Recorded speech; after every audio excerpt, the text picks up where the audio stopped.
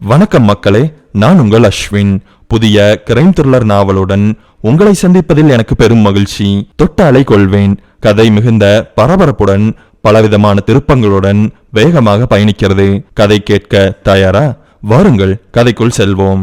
அவன் முன்பு ஒரு சுவர் இருந்தது. அதை உடைத்து விட்டால் அவன்தான் வாழ்க்கைக்கே ராஜா. கனமான இரும்பு சுத்திகளை எடுத்து இறுக்கமான கான்கிரீட் சுவரில் ஓங்கி வெறியுடன் அடித்தான். லக்ஷன் உடம்பில் சக்தி ஒரு ஆறாக பெருகி ஓடிக்கொண்டிருந்தது. அதை சக்தி என்று குறிப்பிடுவதை விட வெறி என்று குறிப்பிடுவதே சரியாகும். இறுக்கமாக அவன் சுத்தியிலை பிடித்திருந்தான். வெறியுடன் பல தடவை மிகவும் கடுமையாக உறுதியாக கான்கிரீட்டின் சுவரை தொடர்ந்து அடித்துக்கொண்டே இருந்தான். கொஞ்சம் கொஞ்சமாக சுவர் உதிரத் தொடங்கியது. அதை பார்த்ததும் அவன் ஒரு கட்டுப்படுத்த முடியாத நிலைமைக்கு தள்ளப்பட்டான். இந்த சுவர் மட்டுமே அவனுக்கும் அவனுடைய மகத்தான வாழ்க்கைக்கும் நடுவில் இருக்கிறது. இதை மட்டும் அவன் உடைத்தெறிந்து விட்டால் போதும். எத்தனை முறை அந்த சுவரில் அவன் ஓங்கி ஓங்கி அடித்தான் என்று அவனுக்கே தெரியாது. திடீரென்று விரிசல் விட்டு சுவர் இரண்டாக பிளந்து உடைந்து விழுந்தது. லக்ஷன் அதை பார்த்து மிகவும் மகிழ்ச்சியுடன் மனதார சிரித்தான். அவன் சிரிப்பு ஒரு ராஜ சிரிப்பாக இருந்தது. கையில் இருந்த சுத்தியலை தூக்கி போட்டான். அவன் கட்டுக்கடங்காத வேகத்துடன் செயல்பட்டான். அவன் இருந்த இடத்திலிருந்து சிறிது தூரம் நடந்து ஒரு கொட்டகையை அடைந்தான். அதில் போடப்பட்டிருக்கும் சாதாரண ஒரு இரும்பு கதவை எட்டி உதைத்தான். அது திறந்து கொண்டது. உள்ளே போனான். அவன் ஏற்கனவே ஒரு சாக்கை மனதில் குறித்து வைத்திருந்தான்.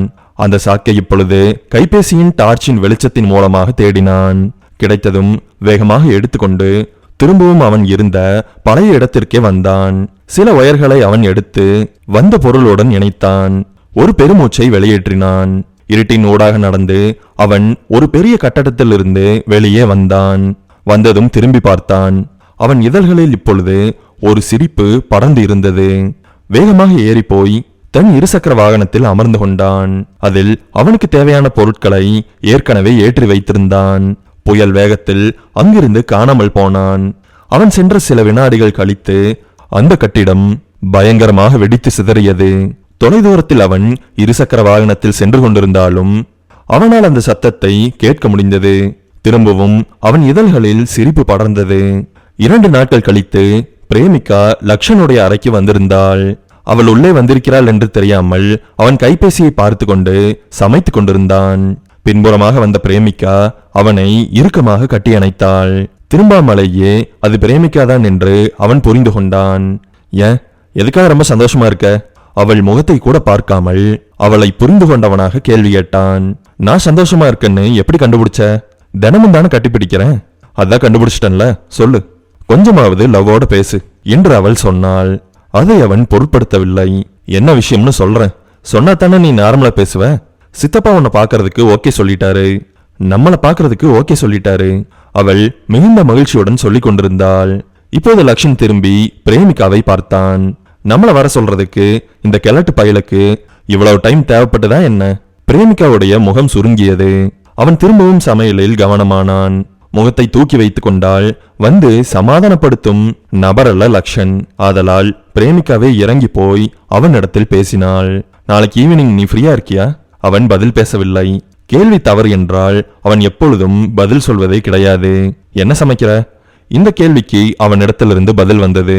பார்த்த தெரியல. அந்த பதிலும் கூட தட்டையாக ஏற்றுக்கொள்ள முடியாததாக இருந்தது. நாளைக்கு ஈவினிங் நாம போய் என்னோட சித்தப்பாவை பார்க்கலாமா? நான் ஏற்கனவே நிறைய பிளான்ஸை போட்டு வச்சிருக்கேன். இருந்தாலும் இது முக்கியமான விஷயம். நீ ரொம்ப சந்தோஷப்படுவியன்னு தான் நாளைக்கு வரதுக்கு நான் ஒத்துக்கிறேன். வரியா? அப்பாடா. அதன் பிறகு இருவரும் சாப்பிட்டார்கள். சாப்பிட்ட பொழுது பிரேமிகா இப்படி கேட்டாள், என்ன ஒரு மாதிரி ஸ்மெல் வருது? சிக்கன் ஸ்மெல்லு இல்ல பெயிண்ட் ஸ்மெல் மாதிரி? அப்படியெல்லாம் ஒன்றும் இல்லை, சாப்பிடு. சாப்பிட்டதும் அவளை கொண்டு போய் ஹாஸ்டலில் விடுகிறேன் என்று அவன் பரபரத்தான். அவளும் எதற்கு என்று கேட்காமல் அவனுடன் இருசக்கர வாகனத்தில் பயணப்பட்டு ஹாஸ்டலை அடைந்தாள். அவளை இறக்கிவிட்டு நேரடியாக அழைத்து வந்தவன் தன்னை இன்னும் கொஞ்சம் பிரமாதமாக தயார்படுத்தி கொண்டு நேரடியாக ஒரு கார் ஷோரூமுக்கு போனான். இவன் உள்ளே போனதும் யாரும் கண்டுகொள்வதாகவே தெரியவில்லை. அது அவனுக்கு கோபத்தை கொடுத்தது. வந்த வேகத்தில் அப்படியே வெளியேற முயற்சி செய்தான். ஒருவர் உள்ளே இருந்து அழைத்தார். இவனும் பேருக்காக சில மாடல்களை பார்த்துவிட்டு எந்த காரையும் பிடிக்கவில்லை என்று முகத்திற்கு நேராக சொல்லிவிட்டு ஷோரூமிலிருந்து வெளியே வந்தான். அடுத்ததாக வேறு ஒரு ஷோரூமிற்கு போனான். அங்கே இவன் சென்றதும் நல்ல விதமாக வரவேற்றார்கள். அவன் பலவிதமான கார்களை பார்த்தான். ஒரு காரை அவனுக்கு மிகவும் பிடித்திருந்தது.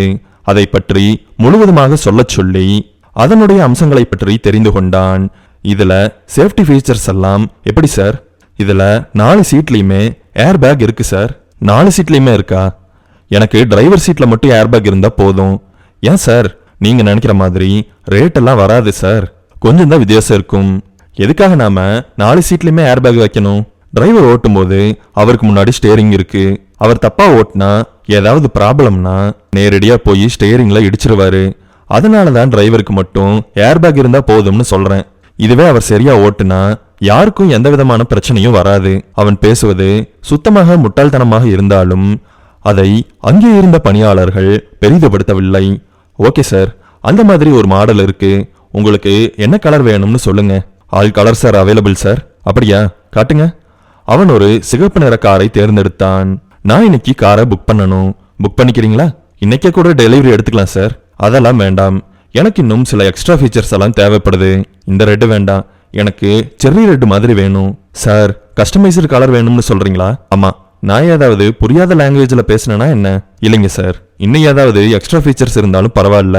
ஓகே சார், அந்த மாதிரி ஒரு ஹைபிரிட் மாடல் இருக்கு. ஆனா அது இங்க அவைலபிளா இல்ல. எனக்கு ஒன்றும் அவசரம் இல்ல, 3 மாசம் கழிச்சு கார் வந்தா போதும். Okay sir. அவன் உடனடியாக ஒரு காரை தன்னுடைய பெயரில் சொந்தமாக மொத்த பணத்தையும் கொடுத்து வாங்கிவிட்டான். அங்கே இருந்த பணியாளர்கள் அவனுடைய வினோதமான செயல்பாட்டின் காரணமாக கொஞ்சம் வியந்துதான் போனார்கள். பிரேமிகாவிற்கு அவன் கார் வாங்க போகிற அல்லது வாங்கிய விஷயம் தெரியாது. பிரேமிகா அடுத்த நாள் மாலை மிகவும் நல்ல விதமாக உடையை உடுத்தியிருந்தாள். லக்ஷன் அவர்களுக்காக ஒரு கேபை புக் செய்திருந்தான். அவள் முகம் சோகமாக இருப்பதை லக்ஷன் கவனித்தான். ஆனால் அதை பெரிதுபடுத்தவில்லை. எனக்கு ரொம்ப பயமா இருக்குடா. அவளாகவே உடைத்து பேசினாள். எதுக்காக பயப்படுற? அவள் என்ன சொல்ல போகிறாள் என்று தெரிந்து கொண்டே கேள்வியை தூக்கி அவளிடத்தில் வீசினான். இல்ல சித்தப்பா நம்மள அக்செப்ட் பண்ணிக்குவாரா மாட்டாரான்னு பயமா இருக்கு. அவன் அவளுடைய தோள்களை பற்றி நேருக்கு நேராக நிற்க வைத்துவிட்டு முகத்தை பார்த்து எனக்கு அதை பத்தி கவலை கிடையாது என்று சொன்னான். அந்த பதிலை உள்வாங்கி கொண்டவள், இப்ப திடீர்னு என்னோட மனசு மாறிடுச்சு, நான் சித்தப்பா கூட தான் இருக்க போறேன்னு சொல்லிட்டா நீ என்ன பண்ணுவ? அவளுடைய தாடையை தன் விரல்களால் பற்றி நிமிர்த்தி கண்ணோடு கண் பார்த்து எனக்கு கவலை இல்லை என்று சொல்லிவிட்டு லேசாக சிரித்தான். அந்த சிரிப்பு அவளை முட்டாளாக்கியது. உடனடியாக கோபம் அடைந்தாள். அவள் சண்டையிடலாம் என்று நினைப்பதற்குள்ளாகவே அவளின் சித்தப்பாவின் வீடு வந்துவிட்டது. மஞ்சுநாத் ரெசிடென்ஸ் என்று பெரியதாக எழுதப்பட்டிருந்தது. மஞ்சுநாத் ரெசிடென்ஸ். வாய்விட்டு ஏளனப்படுத்தும் விதமாக சொன்னான் லக்ஷன். கேபிலிருந்து இருவரும் வெளியே வந்தார்கள். என்ன, யாருமே வந்து கூட்டிட்டு போறதுக்கு வரல? எப்படி ஷோரூமில் நடந்து கொண்டானோ அதே போல இங்கேயும் நடந்து கொண்டான். வா, உள்ள இருப்பாங்க, அவங்க நம்மளுக்காக வெயிட் பண்ணிட்டு இருப்பாங்க. பெரிய வீடுதான். வாய்க்குள்ளேயே முணுமுணுத்தபடியே அவளை பின்தொடர்ந்தான். நேரடியாக அவர்கள் வரவேற்பறையை அடைந்தார்கள். மூவர் அங்கே இவர்களுக்காக காத்திருந்தார்கள். முதலாவது நபர் மஞ்சுநாத், பிரேமிகாவுடைய சித்தப்பா. அடுத்ததாக அவருடைய மருமகன், பெயர் சரண். மூன்றாவதாக மஞ்சுநாத்துடைய மகள் மஹிரா. லக்ஷன் அனைவருடைய முகங்களையும் பார்த்தான். இவர்கள் சென்றதும் மஞ்சுநாத்தும் சரணும் எழுந்து கூட வரவில்லை. மஞ்சுநாத்துடைய முகம் சாதாரணமாக இருந்தது. சரண் அவர்களை நிமிர்ந்து கூட பார்க்கவில்லை. மஹிரா மட்டும் எழுந்து வந்தாள். வாங்க வாங்க, உங்களுக்காக தான் வெயிட் பண்ணிட்டு இருந்தோம். மகிழ்ச்சியுடன் வரவேற்றாள். லக்ஷன் அனைத்தையும் கவனித்து முடித்துவிட்டு, பிரேமிகா நாம கிளம்பலாமா என்று கேட்டான். அவள் அதிர்ச்சியுடன் அவனை திரும்பி பார்த்தவுடன், இன்னொரு நாள் வரலாம், ஒன்னும் அவசரமில்ல என்று சொன்னான். அவனுடைய வார்த்தைகள் மஹிராவிற்கும் அங்கே இருந்த அனைவருக்கும் லேசான அதிர்ச்சியை கொடுத்தது. அவன் உடனடியாக கிளம்புவான் என்று அவர்கள் எதிர்பார்க்கவில்லை. இப்பொழுது மஞ்சுநாத் எழுந்து வந்தார். எதுக்காக நீங்க கோச்சுக்கிறீங்க? நாங்க உங்களை இன்வைட் பண்ணலைனா, என்னோட மகள் இவ்வளவு தூரம் வந்து பேசினால, அதுக்காகவாவது நீங்க ஸ்டே பண்ணிதான் ஆகணும். எல்லாருமே இன்வைட் பண்ணாதான் ஒரு இடத்துக்கு நாம போகணும். இல்லைன்னா அங்க போறதே வேஸ்ட், அங்க இருக்கிறதும் வேஸ்ட். நறுக்கு தெரித்தார் போல முகத்திற்கு நேராக பேசினான் லக்ஷன். இப்பொழுது சரண் நடந்து வந்தான்.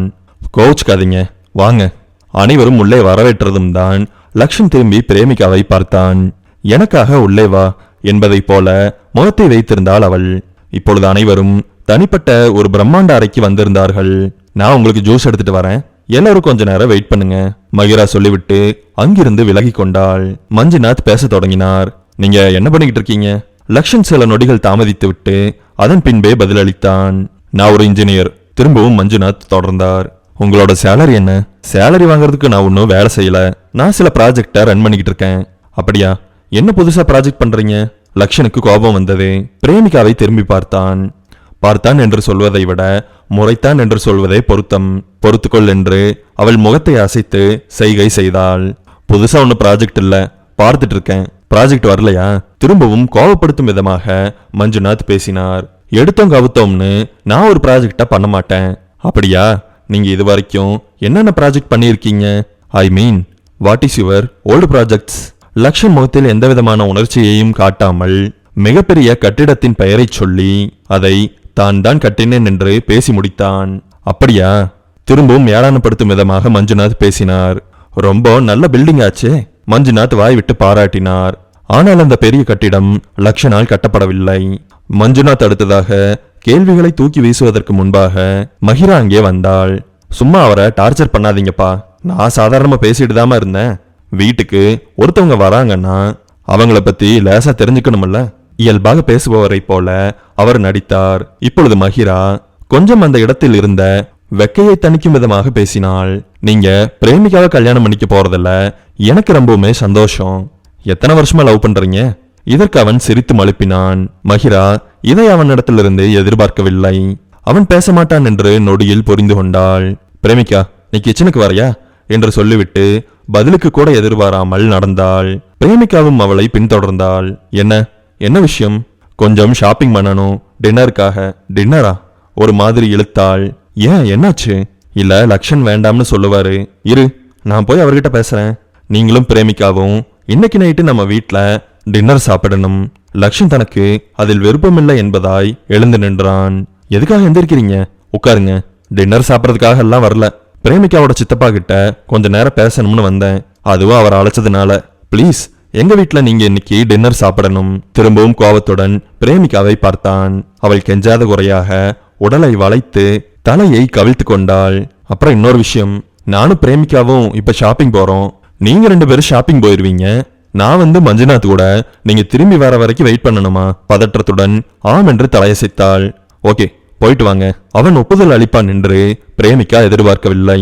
கிடைத்ததே வாய்ப்பு என்று அவள் மஹிராவுடன் கிளம்பிவிட்டாள். அவன் அங்கேயே இருக்கிறேன் என்று சொன்னதற்கு வேறு சில மறைமுகமான காரணங்களும் திட்டங்களும் இருந்தது. பிரேமிகாவும் மஹிராவும் காரை எடுத்துக்கொண்டு ஷாப்பிங்கிற்கு கிளம்பினார்கள்.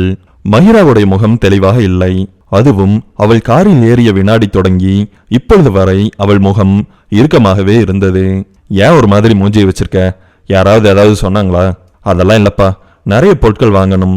அவள் காரை ஓட்டிக்கொண்டே ஒரு லிஸ்டை எடுத்து பிரேமிகாவின் கையில் திணித்தாள். நீ வந்ததுனாலதான் இன்னைக்கு என்னால உன் கூட கொஞ்ச நேரம் டைம் ஸ்பெண்ட் பண்ணவே முடியும். ஒரு சோகத்துடன் சொன்னாள்.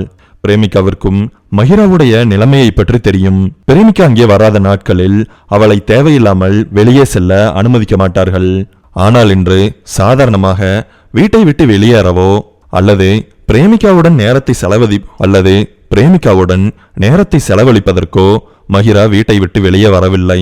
மஞ்சுநாத்துடைய வீட்டில் நடந்து கொண்டிருந்த உரையாடல் தீயாய் தகித்து கொண்டிருந்தது. அவங்க எப்ப போவாங்கன்னு தான்டா காத்துக்கிட்டு இருந்தேன். கிரிமினல், சொல்ற உன்னை பத்தி. லக்ஷன் இதை கேட்டுவிட்டு பலமாக சிரித்தான். கிரிமினலா? நானா? என்னை பத்தி நான் எதுக்கு சொல்லணும்? அதுவும் நீங்க கிரிமினல்னு சொன்னதுக்கு அப்புறம். மஞ்சுநாத்துடைய முகம் இறுக்கமானது. நான் என்ன பேசிட்டு இருக்கேன்னு உனக்கு நல்லாவே தெரியும். ஷரண் இப்படி சொல்லி முடித்ததும் சிரிப்பை அடக்க முடியாதவனாக, அதை கட்டுப்படுத்துபவனாக நடித்து கொண்டு லக்ஷன், கேனத்தனமா பேசாத. நான் ஒன்னும் மெஜிஷியன் இல்ல. நீங்க என்ன சொல்ல போறீங்கன்னு நீங்க சொல்லாமலேயே எனக்கு புரியறதுக்கு. சரி, நான் எல்லா விஷயத்தையும் உனக்கு தெளிவா புரியற மாதிரியே சொல்றேன். என்கிட்ட நீ விளையாடணும்னு நினைக்காத. ஷரண் கோபத்தின் விளைவாக வேகமாக பேசிக்கொண்டிருந்தான். நீங்க யாரோன்னு நினைச்சு என்கிட்ட பேசிக்கிட்டு இருக்கீங்க. நீங்களாவே சில விஷயங்களை மனசுக்குள்ள உருவாக்கிக்கிட்டு நான் கிரிமினல்னு வேற சொல்லிக்கிட்டு இருக்கீங்க.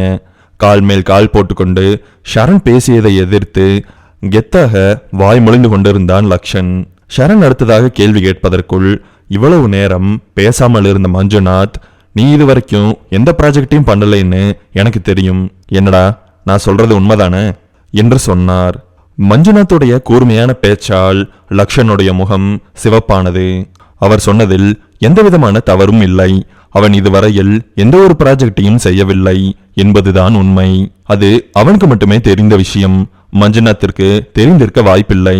இதை பற்றி அவன் மேலும் சிந்திப்பதற்குள் மஞ்சுநாத் பேச்சை தொடர்ந்தார். நீ எங்ககிட்ட பொய் சொன்னதெல்லாம் இல்லாம பிரேமிகா கிட்டையும் பொய் சொல்லியிருக்க. நீ மட்டும் அவகிட்ட பொய் சொன்னேன்னு தெரிஞ்சதுன்னா அவ உங்களோட லைஃபை ரன் பண்ணுவான்னு நினைக்கிற? அவ அந்த மாதிரி கேரக்டர் கிடையாது. நான் சின்ன வயசுல இருந்தே பார்த்துக்கிட்டு இருக்கேன். அவ எங்க கூட பழகாம இருக்கிறதுக்கும் அவளோட இந்த நல்ல தன்மை தான் காரணம். பழிவாங்கும் உணர்ச்சியுடன் லக்ஷன் மஞ்சுநாத்தை பார்த்தான்.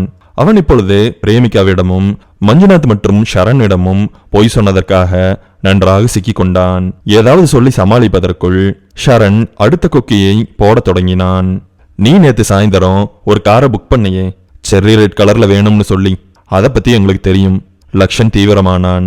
இங்கே என்ன நடந்து கொண்டிருக்கிறது? பிரேமிகாவுடைய சித்தப்பா என்ற முறையில் இவர்களை பார்க்க வந்தால் இவர்கள் அவனை பற்றிய விஷயத்தை தொடர்ந்து அடுக்கிக் கொண்டே இருக்கிறார்கள். உனக்கு எங்கிருந்துடா அதுக்கெல்லாம் பணம் வந்துச்சு? கடுமையான குரலில் கேட்டான் ஷரண். லக்ஷன் எழுந்தான். இருவரையும் பார்த்து முறைத்துவிட்டு அங்கிருந்து கிளம்புவதற்கு ஆயத்தமானான். மஞ்சுநாத் விடுவதாக தெரியவில்லை. உன்னோட பேர்ல நீ ஒரு அப்பார்ட்மெண்ட்டை புக் பண்ணி இருக்கேன்னு தெரியும். ஏன் எல்லாத்தையுமே பேக் டேட்ல வாங்கணும்னு நினைக்கிற? உடனடியா வாங்கினா யாருக்காவது சந்தேகம் வரும்னா? அவன் சிலையாக நின்றான். திரும்பவும் அவர் ஷரண் கேட்ட கேள்வியை கேட்டார். உனக்கு எங்கிருந்து அதுக்கெல்லாம் பணம் வருது? லக்ஷன் தான் இருந்த இடத்தில் திரும்பவும் வந்து அமர்ந்தான். தண்ணீர் குடித்தான். அவன் மிகவும் பதட்டமாக இருப்பதாக அவர்கள் உணர்ந்ததால் தண்ணீர் குடிக்குமாறு சொன்னார்கள். அவன் மேலும் யோசிக்காமல் தண்ணீரை குடித்தான். அவன் உண்மையாலுமே பதட்டமாகத்தான் இருந்தான், நடிக்கவில்லை. அவனுக்கு சரியாக தெரியவில்லை இவர்கள் மேலும் என்னென்ன விஷயங்களை எல்லாம் தெரிந்து வைத்திருக்கிறார்கள் என்று. அப்படியே மேலும் சில விஷயங்களை அவர்கள் தெரிந்து வைத்திருந்தால் அது கண்டிப்பாக லக்ஷனுக்கு ஆபத்தை விளைவிக்கும். கொஞ்சம் மனதை தைரியப்படுத்தி கொண்டு லக்ஷன் இப்படி கேட்டான். நீங்க எல்லாம் என்ன ஸ்பை பண்ணிக்கிட்டு இருக்கீங்களா? அவர்கள் இருவரும் சிரித்தார்கள். செயற்கையாக அல்லாமல் இயற்கையாகவே இருந்தது அவர்களுடைய சிரிப்பு. சரி, நீ கடைசியா எப்போ வேலைக்கு போன? இப்படி கேட்ட மஞ்சுநாத்தையும் ஷரணையும் மாற்றி மாற்றி அவன் பார்த்தான். அவர்கள் முகங்களில் ஏதாவது ஒரு பொருளை விட்டெறிய வேண்டும் என்பதுதான் அவனுடைய ஆசையாக இருந்தது. மரியாதை இல்லாமல் பேசத் தொடங்கினான் லக்ஷன். உங்க 2 பேருக்கு என்னடா தேவை? எதுக்குடா சுத்தி சுத்தி பேசிக்கிட்டு இருக்கீங்க? எங்க 2 பேருக்கும் என்ன தேவையா? உண்மைதான் தேவை. நான் ஒன்னும் கிரிமினல் கிடையாது. உண்மை சொல்லணும்னா என்ன உண்மையை சொல்றது? நான் இங்க என்ன கன்ஃபெஷன் கொடுக்கவா வந்திருக்கேன்? நீ கன்ஃபெஷன் கொடுக்கதான் வந்திருக்க. அதுல என்ன சந்தேகம்? நீ உண்மையை எல்லாம் சொல்லிதான் ஆகணும். வேற வழியே கிடையாது. நீ இப்போ உண்மையை சொல்லுவ உன் வாயாலேயே எப்படின்னு தானே கேட்கற? பிரேமிக்கா இங்கிருந்து கிளம்பினாலே, அவ கிளம்பின உடனே அவளை ஃபாலோ பண்ணி கொல்ல சொல்லி நான் ஆர்டர் கொடுத்துட்டேன். சீக்கிரமாவோ லேட்டாவோ நான் சரியான நேரத்துல என்னோட ஆளுக்கு ஃபோன் பண்ணலைன்னா அவன் கண்டிப்பா பிரேமிக்காவை போட்டு தள்ளிடுவான். நான் சரியான நேரத்துக்கு ஃபோன் பண்ணணும்னா நீ உண்மைகளை சொல்லியே ஆகணும். லக்ஷன் இப்பொழுது குறுக்குத்தனமாக யோசித்தான். உண்மையை எல்லாம் சொல்லிவிட்டு இங்கிருந்து எதுவும் நடக்காததை போல வெளியேற தகுதியானவளை பிரேமிக்கா? அவள் என்ன அவ்வளவு அரிதான ஒரு விஷயமா என்று யோசிக்கலானான். 13 நொடிகள் தான் அவன் யோசித்தான். அதன் பின்பு அவளுக்கு என்ன ஆனாலும் அதை பற்றி எனக்கு கவலை இல்லை என்று சொல்லிவிட்டான். அன்று மாலை அவளிடத்தில் அவன் சொன்ன அதே வார்த்தைகள், ஐ டோன்ட் கேர். இங்கே அவர்கள் தீவிரமாக உரையாடி கொண்டிருந்த பொழுது பிரேமிகாவும் மகிராவும் தங்களுடைய பர்ச்சேஸுகளை எல்லாம் ஓரளவு முடித்துக்கொண்டு ஒரு காஃபி ஷாப்பில் இலைப்பாரி கொண்டிருந்தார்கள். மகிரா ஆர்வமே இல்லாமல் பேசி கொண்டிருந்தாள். லக்ஷன் எப்படிப்பட்ட ஆளு? அவள் குரல் கூட மிகவும் ஒளி குறைந்ததாகவே வெளிவந்தது. லக்ஷனுக்கு என்ன, அவர் ரொம்பவுமே நல்ல ஆளு. மகிரா கேட்ட கேள்விக்கு சிரித்த முகத்துடன் பிரேமிகா பதிலளித்தாள். நல்லா பாத்துக்குவாரு, ரொமான்டிக்கான பர்சன். அப்புறம் அவர் டிசிப்ளின் தான் எனக்கு ரொம்பவுமே பிடிச்சமான விஷயம். இதெல்லாம் இல்லாம அவரு ஃபினான்ஷியலா இண்டிபெண்டாவும் இருக்காரு. கடைசியாக பண ரீதியான விஷயத்தை பற்றி சொல்லாமல் விட்டிருக்கலாம் என்று பிரேமிகா நினைத்தாள். அது அவளை தாண்டியும் அவள் வாயிலிருந்து வழுக்கி கொண்டு வெளியே வந்துவிட்டது. மகிரா பெருமூச்சொன்றை வெளியேற்றிவிட்டு கண்களை அழுத்தமாக மூடி திறந்து, உனக்கு அவனை பத்தி சரியா தெரியாதுன்னு நினைக்கிறேன் என்று சொன்னாள். லக்ஷனுக்கு மரியாதை குறைவது பிரேமிகாவிற்கு புரிந்தது. வயிற்றில் சிறிய இடி ஒன்று இறங்கி பெரிய கலக்கத்தை உருவாக்கியது. இருந்தாலும் எந்த ஒரு விஷயத்தையும் யார் உடனடியாக சொன்னாலும் அதை அப்படியே ஏற்றுக்கொண்டு அதற்கு எதிர்வினையாற்றுவது முட்டாள்தனம். அந்த முட்டாள்தனத்தை பிரேமிகா செய்ய விரும்பவில்லை. நீ என்ன சொல்ல வர என்று கேட்டாள். அவளுக்கு அவளுடைய காதலனை பற்றி மற்ற எவரையும் விடையும் நன்றாக தெரியும் என்பது அவள் எண்ணம். வெளியிலிருந்து பார்க்கும்போது அவர் ஒன்னும் நல்ல ஆளா எனக்கு படல. மகிரா வெளிப்படையாகவே சொன்னாள். பிரேமிகா உடனடியாக ஒரு அழுத்தத்திற்கு ஆளானாள். பேச்சை உடனடியாக அறுத்துவிட்டு கழிப்பறைக்கு சென்று முகம் கழுவி கொண்டாள். முதலில் மகிழா மிகவும் பொறாமைப்படுவதாகவே பிரேமிகா நினைத்தாள். ஆனால் அதற்கு எந்தவிதமான சாத்தியக்கூறுகளும் இல்லை என்பது அவளுக்கு உடனடியாக புரிந்தது. பிரேமிகா திரும்பி வந்தாள். இந்த விஷயத்தை கலக்கத்துடனும் பயத்துடனும் அணுகாமல் சாதாரணமாக அணுக வேண்டும் என்று நினைத்தவள் முதலிலிருந்து மகிராவிடம் பேச தொடங்கினாள். மகிரா எதற்காக லக்ஷனை பற்றி குறைவாக பேசினாள் என்று தெரிந்து கொள்ள ஆசைப்பட்டாள். ஏன் நீ லக்ஷன் நல்லவர் இல்லைன்னு நினைக்கிற? வெளியிலிருந்து எதுக்காக நீ ஒரு பர்சனை ஜட்ஜ் பண்ணணும்? நான் ஒன்று அவர் ஜட்ஜ் பண்ணல. இப்பொழுது பிரேமிகா குழப்பமடைந்தாள். மகிரா பிரேமிகாவுடைய கரங்களை பற்றி கொண்டாள். நீ என்ன நம்பற இல்ல?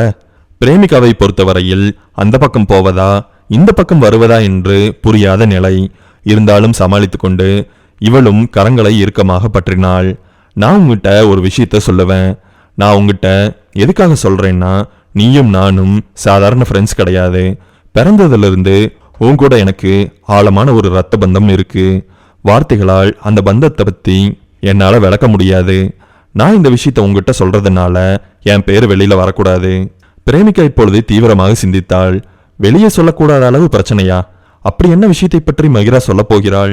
எதற்காக இவள் அழுத்தத்துடன் காணப்படுகிறாள்? சொல்ல வந்த விஷயத்தை சொல்வதற்கும் தயங்குகிறாளே. இவ்வளவு தயக்கத்தோடும் பயத்தோடும் ஒரு விஷயத்தை சொல்வதற்கு சொல்லாமலேயே இருக்கலாம் என்று நினைத்த பிரேமிகா, நீ அந்த விஷயத்த என்கிட்ட சொல்றதுனால நீ உடஞ்சு போயிடுவேனா? நீ என்கிட்ட சொல்லவே வேணாண்டா. மகிராவுடைய கண்களில் கண்ணீர் துளி. நான் சொல்ற மேட்டர் வெளியில போகாம இருக்கிறது உன்னோட கையில தான் இருக்கு பேபி. நீ சொல்ல மாட்ட. ஆனா நான் சொல்ல போற விஷயம் உன்னோட கண்ட்ரோல உங்ககிட்ட இல்லாம பண்ணிரும். நான் சொல்ற மேட்டரை வச்சுக்கிட்டு நீ ஏதாவது ஆக்ஷன் எடுத்தேனா நேரடியா நான் தான் இந்த விஷயத்த வெளியில சொன்னேன்னு சொல்லி பிரச்சனை வந்துடும். அதுவும் என்கிட்ட கண்டிப்பா வந்துடும். அது என்ன உடைச்சிடும். அதோட சேர்த்து சரணோட எனக்கு இருக்கிற ரிலேஷன்ஷிப்பையும் உடைச்சிடும். இப்பொழுது பிரேமிகா இது தலைக்கு மேல் போய்விட்ட வெள்ளம் என்பதை புரிந்து கொண்டாள். நான் இந்த விஷயத்த என்னால எவ்வளவு ப்ராப்பரா ஹேண்டில் பண்ண முடியுமோ அவ்வளவு தூரம் பண்றேன். நீ பயந்துக்க வேண்டியதில்ல. உறுதியளிப்பதை போல பேசினாள் பிரேமிகா. மகிராவிற்கு புது தெம்பு வந்தது போல் இருந்தது. லக்ஷன் நீ நினைக்கிற மாதிரி ஆள் கிடையாது. முதலில் இருந்து தொடங்கினாள். அப்பாவும் சரணும் சேர்ந்து ஒரு ஸ்பைய அவனை வாட்ச் பண்றதுக்காக அப்பாயின்ட் பண்ணாங்க. பிரேமிகாவும் மகிராவும் பேசிக் கொண்டிருந்ததை 3 டேபிள்கள் தள்ளி அமர்ந்து கொண்டிருந்த ஒருவன் பார்த்து கொண்டிருந்தான். அவனுக்கு சரியாக தெரியவில்லை அவர்கள் என்ன பேசிக் கொண்டிருக்கிறார்கள் என்று. ஆனால் அவர்கள் சாதாரணமாக பேசவில்லை. ஏதோ ஒரு தீவிரமான விஷயத்தை பற்றி விவாதித்துக் கொண்டிருக்கிறார்கள் என்று புரிந்து கொண்டான். அவன்தான் ஷரனால் பிரேமிகாவை கொலை செய்வதற்கு அனுப்பப்பட்ட ஆள். லக்ஷனை ஃபாலோ பண்றதுக்காக ஒரு ஸ்பைய அப்பாயின்ட் பண்ணாங்கல்ல, அவன் என்னோட அப்பாவுக்கு எப்பவுமே ஒர்க் பண்ற ஒரு ஆளு தான். இதுல என்ன ஒரு நல்ல விஷயம்னா, அவரு யார் யார ஸ்பை பண்றாரோ அவங்கள பத்தி என்கிட்ட சொல்லிடுவாரு. எங்க அப்பா எந்த ஒரு விஷயத்தையும் வெளியில சொல்லக்கூடாதுன்னு ரொம்பவுமே கண்டிஷன் போட்டு இருந்தாலும் யார் யார ஃபாலோ பண்றாரு என்னென்ன செய்யறாருங்கிறத என்கிட்ட சொல்லிடுவாரு. அவருக்கு என்கிட்ட இந்த விஷயத்தை எல்லாம் சொல்றதெல்லாம் சாதாரண ஒரு விளையாட்டு மாதிரி. நான் வெளியில சொல்ல மாட்டேன்னு அவருக்கு நல்லாவே தெரியும். முக்கியமா ஸ்பை பண்ற விஷயங்களை சொல்லவே மாட்டேன். நான் தான் வெளியிலேயே போறதில்லையே, அப்புறம் எப்படி சொல்லுவேன்? அந்த தைரியத்துல கூட அவர் சொல்லியிருக்கலாம். இப்போ அது முக்கியம் இல்ல. அவர் மூலமா தான் எனக்கு உன்னோட விஷயத்தை பத்தி நிறைய தெரிஞ்சது. அந்த ஸ்பைக்கு உன்னை பத்தி நல்லாவே தெரியும். பிரேமிகாவுடைய கண்கள் அகலமாக விரிந்தது. இதழ்களை இறுக்கமாக மூடிக்கொண்டு மகிரா சொல்வதை கேட்டுக்கொண்டிருந்தாள். நீ நினைக்கிற மாதிரி இது ஒன்னும் பெரிய பிளானோட எல்லாம் ஸ்டார்ட் ஆகல. ரொம்பவுமே நார்மலா தான் ஸ்டார்ட் ஆச்சு. நீ என்னோட அப்பா கிட்ட உன்னோட கல்யாணத்தை பத்தி பேசுறதுக்காக பர்மிஷன் கேட்க வந்தையே, ஞாபகம் இருக்கா? அந்த நாளை பிரேமிகாவால் எப்படி மறக்க முடியும்? உடனடியாக ஆம் என்று சொன்னாள்.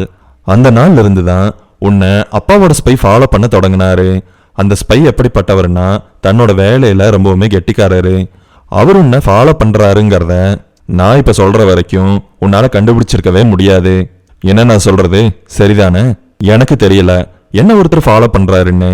எனக்கு இன்னைக்கு வரைக்கும் தெரியல. அவர் உன்னை ஃபாலோ பண்ணதோட மட்டும் இல்லாம உன்னை பத்தின மொத்த டீடைல்ஸையும் அப்பா கிட்ட கொண்டு வந்து கொடுத்தாரு. நீ எங்க போற, யார் கூட டைம் ஸ்பெண்ட் பண்ற, ஃபுல் டீடைல்ஸ் அப்பா கிட்ட இருக்கு. என்னை இவர்கள் உளவாளியை வைத்து கண்காணித்திருக்கிறார்களா? இப்படி நினைத்த பிரேமிகாவிற்கு அந்த செயல் சுத்தமாக மகிழ்ச்சியூட்டக்கூடியதாக அமையவில்லை. அந்த ஸ்பை உன்னை பத்தின டீடைல்ஸ் என்கிட்ட சொன்னாரு. நான் அந்த ஸ்பை கிட்ட சொன்னேன், பிரேமிகா வெளியால் கிடையாது, அவ என்னோட நெருங்கின சொந்தம்னு சொன்னேன். இப்போ முக்கியமான விஷயத்துக்கு வரலாமா? அதே ஸ்பை உன்னை ஃபாலோ பண்ணி போனதில்ல, உன்னோட லவர் யாருன்னு தெரிஞ்சுக்கிட்டாரு. நீ சொல்லி உன்னோட லவர் அப்பாவை வந்து பாக்குறதுக்கு முன்னாடி இவங்களாவே ஸ்பைய வச்சு அவனை ஃபாலோ பண்ணணும்னு முடிவு பண்ணிட்டாங்க. அவரும் உன்னோட லவ்வரான லக்ஷனை ஃபாலோ பண்ணாரு. பிரேமிகா, நான் எல்லா விஷயத்தையும் உங்ககிட்ட சீக்கிரமா சொல்லணும். நம்ம கிட்ட டைம் கிடையாது. சீக்கிரமா நம்ம வீட்டுக்கு போகலைன்னா அவங்களுக்கு கண்டிப்பா சந்தேகம் வந்துடும். அப்புறம் நான் இன்னைக்கு உன்னைய எதர்ச்சியா வெளியில கூட்டிட்டு வரல. அப்பாவும் ஷரணும் சேர்ந்து உன்னை வெளியில கூட்டிட்டு போகணும்னு சொல்லி என்கிட்ட முன்னாடியே சொல்லி இருந்தாங்க. குறிப்பா உன்னை மட்டும். எதுக்காகன்னு எனக்கு தெரியல. அவங்க லக்ஷ்மி கிட்ட பேசணும்னு விரும்பி இருக்கலாம். என்ன மன்னிச்சுக்கோ, நீ கூட இப்படி செய்து விட்டாயே என்ற பார்வை பிரேமிகாவிடம் இருந்து வந்தது. என்ன மன்னிச்சிடுன்னு சொன்னேன்ல, எனக்கு வேற வழி இல்ல. புரிகிறது என்பதை போல தலையை அசைத்தாள். உன்னோட லவரை ரொம்ப நாளா ஸ்பை பண்ணதுல இருந்து சில விஷயங்கள் தெரிஞ்சுது. அவன் எங்கேயுமே வெளியில போறதில்ல, யாரையுமே பார்க்கறதில்ல, வேலை செய்யறதே கிடையாது. ஆனா ஒரு கோடீஸ்வர மாதிரி பணத்தை செலவு பண்றான். நேத்து சாயந்தரம் வந்த லேட்டஸ்டான அப்டேட்ஸ் வச்சு பார்க்கும்போது அவன் ஒரு காரை புக் பண்ணியிருக்கான். அதுவும் 3 மாசம் கழிச்சு அவனுக்கு டெலிவரி ஆகிற மாதிரி இன்ஸ்ட்ரக்ஷன் கொடுத்துருக்கான். அந்த காரை வாங்கினதை பத்தி உனக்கு ஏதாவது தெரியுமா? இல்ல, எனக்கு எதுவும் தெரியாது. அப்பார்ட்மெண்ட் வாங்கினதை பத்தி? அப்பார்ட்மெண்டா? ஆச்சரியம் கலந்த வருத்தத்துடன் கேட்டாள் பிரேமிகா. ஆமா, அவன் பேர்ல ஒரு அப்பார்ட்மெண்ட் இருக்கு. லக்ஷ்மி என்கிட்ட இதை பத்தி எதுவுமே சொல்லல. எனக்கு எதுவுமே தெரியாது. அவன் ரொம்பவுமே மிஸ்ட்ரியான ஆளா இருக்கான். நீ அவன்கிட்ட பார்த்துதான் இருக்கணும். அவனோட அழகுக்காகவும் பணத்துக்காகவும் நீ விழுந்துடாத. எவ்வளவு பெரிய வார்த்தை, நீ விழுந்து விடாதே என்பது, அதுவும் ஒரு ஆணின் அழகில். இப்படி மகிரா சொல்கிறாள் என்றால் அதற்கு பின்பு ஏதோ ஒரு அழுத்தமான காரணம் இருக்க வேண்டும். பிரேமிகா ஏற்கனவே குழப்பத்தில் இருந்தால் அவளுக்கு சரியாக தெரியவில்லை. லக்ஷன் என்ன அவ்வளவு கெட்டவனா? இதுவரை அவனை பார்த்ததில் அவன் மிகவும் அவளிடத்தில் நல்லவனாகவே நடந்து கொண்டிருக்கிறான் எப்பொழுதுமே. அதுதான் இப்பொழுது அவளுக்கு குழப்பத்தையும் அவன் மீது சந்தேகப்படுவதா என்ற கேள்வியையும் ஒருங்கே தந்தது. அவளுக்கு தெரியாமல் அவன் கார் வாங்கி இருக்கும் விஷயம் ஒருவேளை அவளுக்கு இன்ப அதிர்ச்சியை கொடுப்பதற்காக கூட இருக்கலாம். ஆனால் அந்த அப்பார்ட்மெண்ட், அது கண்டிப்பாக இன்ப அதிர்ச்சியாக இருக்காது. கண்டிப்பாக அவன் ஏதோ மறைக்க விரும்புகிறான். மிகவும் பக்குவமாக மறைக்க விரும்புகிறான். மகிரா சொல்வதையெல்லாம் வைத்து பார்த்தால் அவனுக்கு எங்கிருந்து இவ்வளவு பணம் வருகிறது? என்னதான் அவன் ஒரு ப்ராஜெக்டை உண்மையாலுமே செய்திருந்தாலும் இவ்வளவு பணம் வருவதற்கெல்லாம் வாய்ப்பே கிடையாது. கூட்டி கழித்து கணக்கு போட்டு பார்த்தால் அவன் பிரேமிகாவிடம் சொன்னது அனைத்துமே சுத்தமான பொய். பிரேமிகா இப்பொழுது தன்னுடைய தலையை ஒலுக்கி கொண்டாள். ஒலுக்கிவிட்டால் தலையில் இருக்கும் விஷயங்கள் வெளியே போய்விடுமா என்ன? மகிரா பிரேமிகாவிற்கு நல்ல ஒரு தெளிவை கொடுத்து விட்டாள். அந்த தெளிவிற்காக பிரேமிகா நன்றி சொல்ல வேண்டும் என்று நினைத்தாள். அவள் வாயை திறந்து பேசுவதற்கு முன்பு மகிரா இப்படி சொன்னாள். டெசிஷன் எடுக்க வேண்டியது உன்னோட கடமை. அவனோட அழகை பார்த்து விழுந்துராதுன்னு நான் சொன்னது கொஞ்சம் ஹார்ஷா இருக்கலாம். ஆனா நான் ஹார்ஷா உனக்கு புரியுற மாதிரி சொன்னாதான் நீ இந்த பிரச்சனையிலிருந்து வெளியே வர முடியும். நீ கல்யாணத்துக்கு முன்னாடி ஸ்டெப் அவுட் பண்ணிட்டேனா எந்த விதமான பிரச்சனையும் வராது. சில வரிகளே ஆனாலும் அருமையான ஒரு விளக்கத்தை கொடுத்து முடித்திருந்தாள் மகிரா. இப்பொழுது பிரேமிகாவிற்கு அவளுடைய விஷயத்தை வைத்துக்கொண்டு மகிராவை பற்றிய புரிதல் ஏற்பட்டது. கண்டிப்பாக அவளுடைய திருமண வாழ்க்கை நன்றாக இல்லை என்பதுதான் அது. பிரேமிகா வெளிப்படையாகவே கேட்டாள். உனக்கும் ஷரனுக்கும் டேர்ம் சரியில்லையா என்ன? நாசுக்கான கேள்விதான். ஆனால் மகிரா அழுதுவிட்டாள். சாதாரண அழுகை அல்ல, ஒவ்வொரு துளியும் உருண்டு திரண்டு கன்னத்தில் வழுக்கி தாறுமாறாக தரையில் விழுந்தது. இதழ்களின் ஓரங்களை லேசாக கடித்தபடியே எனக்கு ஷரண் கிட்ட இருந்து டிவோர்ஸ் வேணும் நடுங்கிய குரலில் அவள் சொன்னாள். உலகத்திலேயே ரொம்ப மோசமான ஒரு ஆள் இருக்க முடியும்னா எனக்கு தெரிஞ்ச வர அது ஷரண் தான். என்னோட 2 கையால் அவனை கொல்லணும்னு எனக்கு ஆசையா இருக்கு. அவள் கண்களிலும் மொத்த உடம்பிலும் வெறி ததும்ப பேசினாள். என்னடி, எதுக்காக நீ இவ்வளவு எமோஷனலா இருக்க? அவனுக்கும் எனக்கும் என்ன ஓடிட்டு இருக்குன்னு உனக்கு தெரியாதல்ல, அதனாலதான் நீ இப்படி கேள்வி கேட்கிற. அவன் என்ன ரொம்ப நாளாவே டார்ச்சர் பண்ணிட்டு இருக்கான்.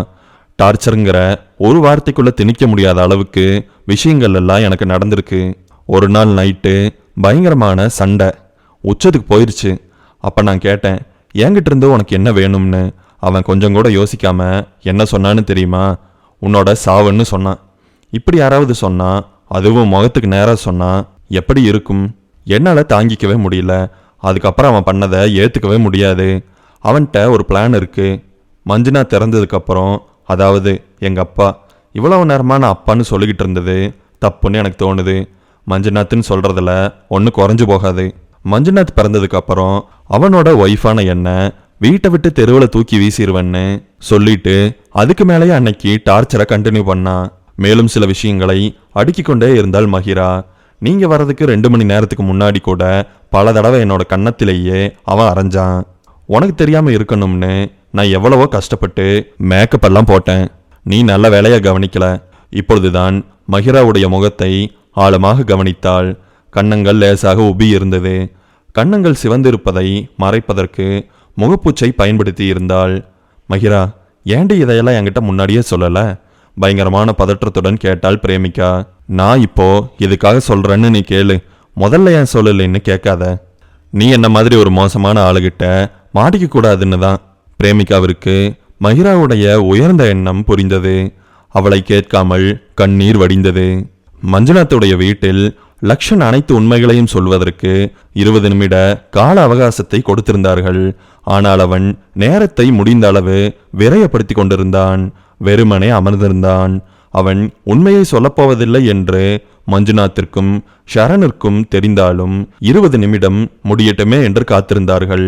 முடிந்தவுடன் என்ன யோசிச்சு வச்சிருக்க என்று கேட்டார்கள். கூச்சமே இல்லாமல் லக்ஷன் ஒரு பதிலை சொன்னான்.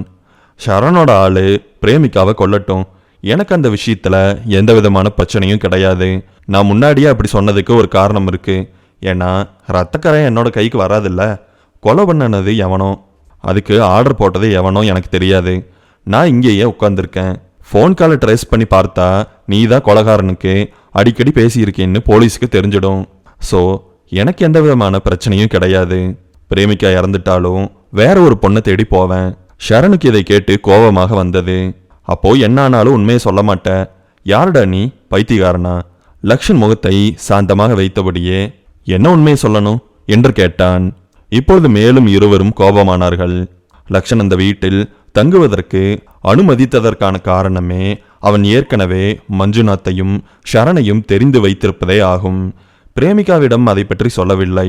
ஏற்கனவே மஞ்சுநாத்தையும் ஷரனையும் லக்ஷனுக்கு தெரியும் தான். ஆனால் அவர்கள்தான் பிரேமிகாவுடைய நெருங்கிய சொந்தக்காரர்கள் என்று தெரியாது. இங்கு வந்ததற்கு பிற்பாடுதான் தெரிந்து கொண்டான். ஆதலால் மஞ்சுநாத்துடைய வீட்டில் நேரத்தை செலவு செய்து கொண்டிருந்தான். நான் ஓப்பனா பேசுறேன், ஷரண் தொடங்கினான். நீ எங்ககிட்ட இருந்து விலை மதிப்பான ஒரு பொருளை திருடிட்டேன்னு எங்களுக்கு தெரியும். அதை நீ இப்ப திருப்பி கொடுக்க வேண்டிய நேரம். நீயாகவே எல்லா விஷயத்தையும் ஒத்துக்குவேன்னு பார்த்தா நீ வாயவே திறக்க மாட்டேங்கிற. என்ன பொருள் காணாம போச்சு? நான் திருடனா? இந்த மாதிரி எங்களை வெறுப்பேற்ற மாதிரி பேசுறதுனால எதுவும் மாறப்போறதில்ல. நீயும் எதுவும் சொல்லாததுனால நானே சொல்றேன். என்னோட மாமனாரான மஞ்சுநாத்துக்கு சொந்தமான ஒரு பழைய பில்டிங் இருந்தது. பல வருஷத்துக்கு முன்னாடி கட்டின பில்டிங்குங்கிறதுனால நிறைய சேதமாகி இருந்தது. அதையெல்லாம் இவர் ரீஸ்டோர் பண்ணணும்னு நினைச்சாரு. அதுக்காக ஒரு இன்ஜினியரை கூப்பிட்டு ப்ராஜெக்டை ஒப்படைச்சாரு. இதுக்கு மேலேயாவது நீ சொல்றியா? கேட்டுவிட்டு ஷரண் லக்ஷனை பார்த்தான். அதுக்கப்புறம் என்னாச்சு? எதுவும் தெரியாதவனைப் போல கேள்வி கேட்டான். சொல்றேன். அந்த இன்ஜினியரை கூட்டிட்டு போய் மொத்த பில்டிங்கையும் சுத்தி காட்டினாரு. அப்புறம் சில கண்டிஷன்ஸை போட்டாரு. அவர் குறிப்பிட்ட இடங்கள்ல எந்த விதத்திலும் உடைக்கவோ அல்லது கை வைக்கவோ கூடாதுன்னு சொன்னாரு. இன்ஜினியரும் அதுக்கு சரின்னு ஒத்துக்கிட்டாரு. லக்ஷனுக்கு ஏற்கனவே இந்த விஷயங்கள் எல்லாம் தெரியும். ஏனென்றால் அவர்கள் அந்த பழைய வீட்டை சுற்றி பார்த்து கொண்டிருக்கும் பொழுது அவன் அவர்களை பின்தொடர்ந்து கொண்டுதான் இருந்தான். லக்ஷன் அந்த இன்ஜினியரிடம்தான் வேலை செய்தான். அவரும் லக்ஷனும் நெருங்கிய நண்பர்கள். ஒன்றாக அமர்ந்து சாப்பிடுவார்கள், மது அருந்துவார்கள், அனைத்து விதமான ரகசியங்களையும் பகிர்ந்து கொள்வார்கள்.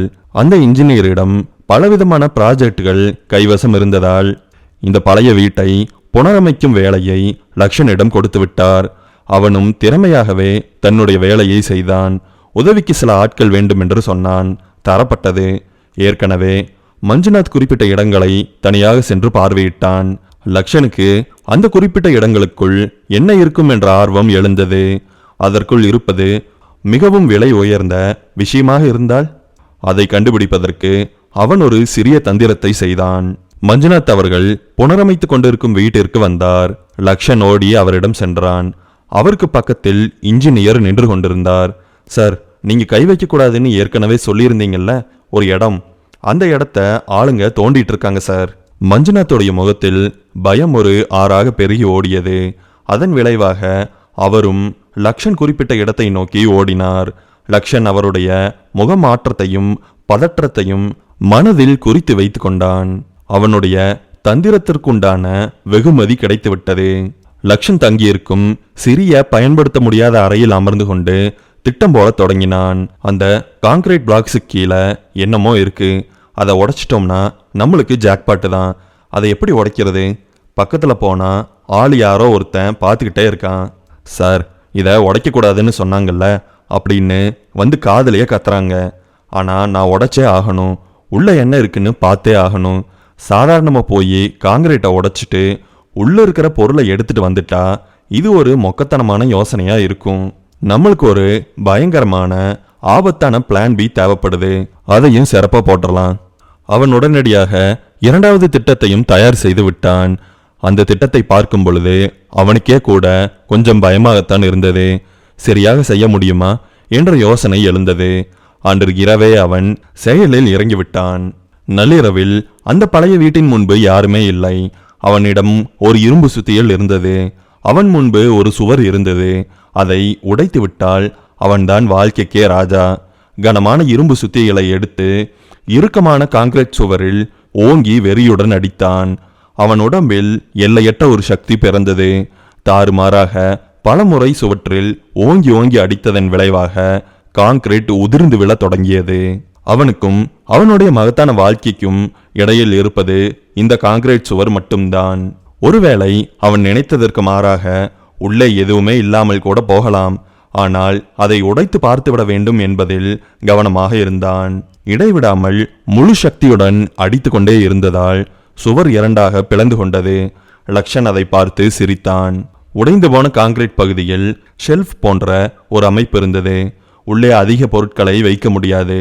லக்ஷன் உள்ளே டார்ச் லைட் வெளிச்சத்தை செலுத்திய போது அவன் ஒரு பெரிய சூட்கேஸை பார்த்தான்.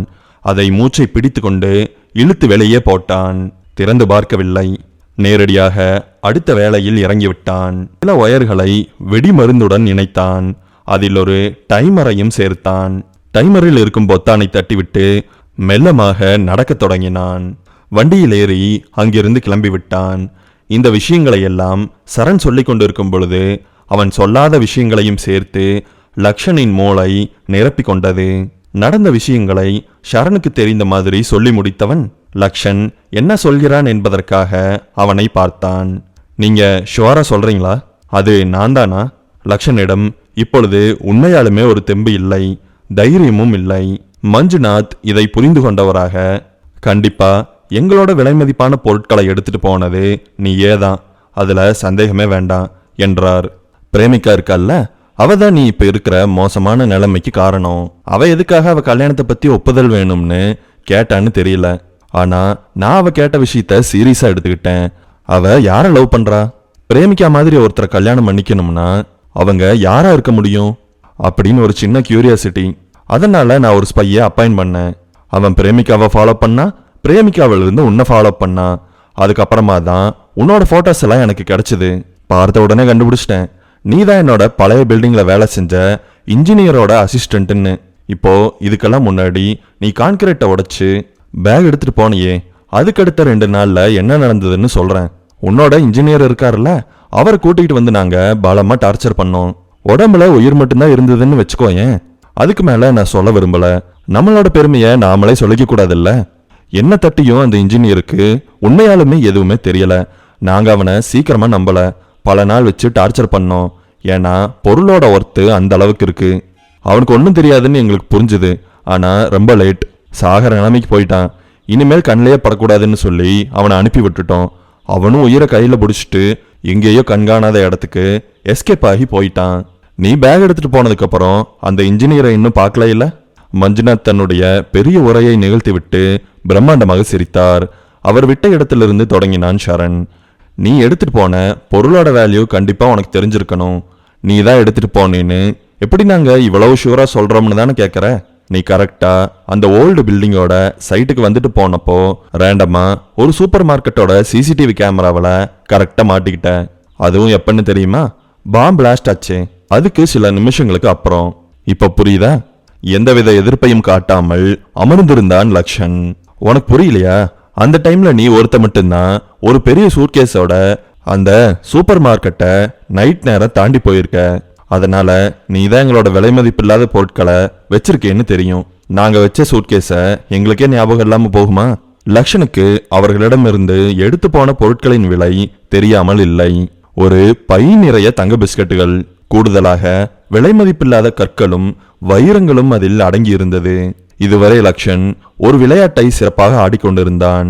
அந்த விளையாட்டு என்னவென்றால், மஞ்சுநாத்தையும் ஷரணையும் அவனுக்கு ஏற்கனவே தெரியாது என்பதை போல நடந்து கொண்டதுதான்.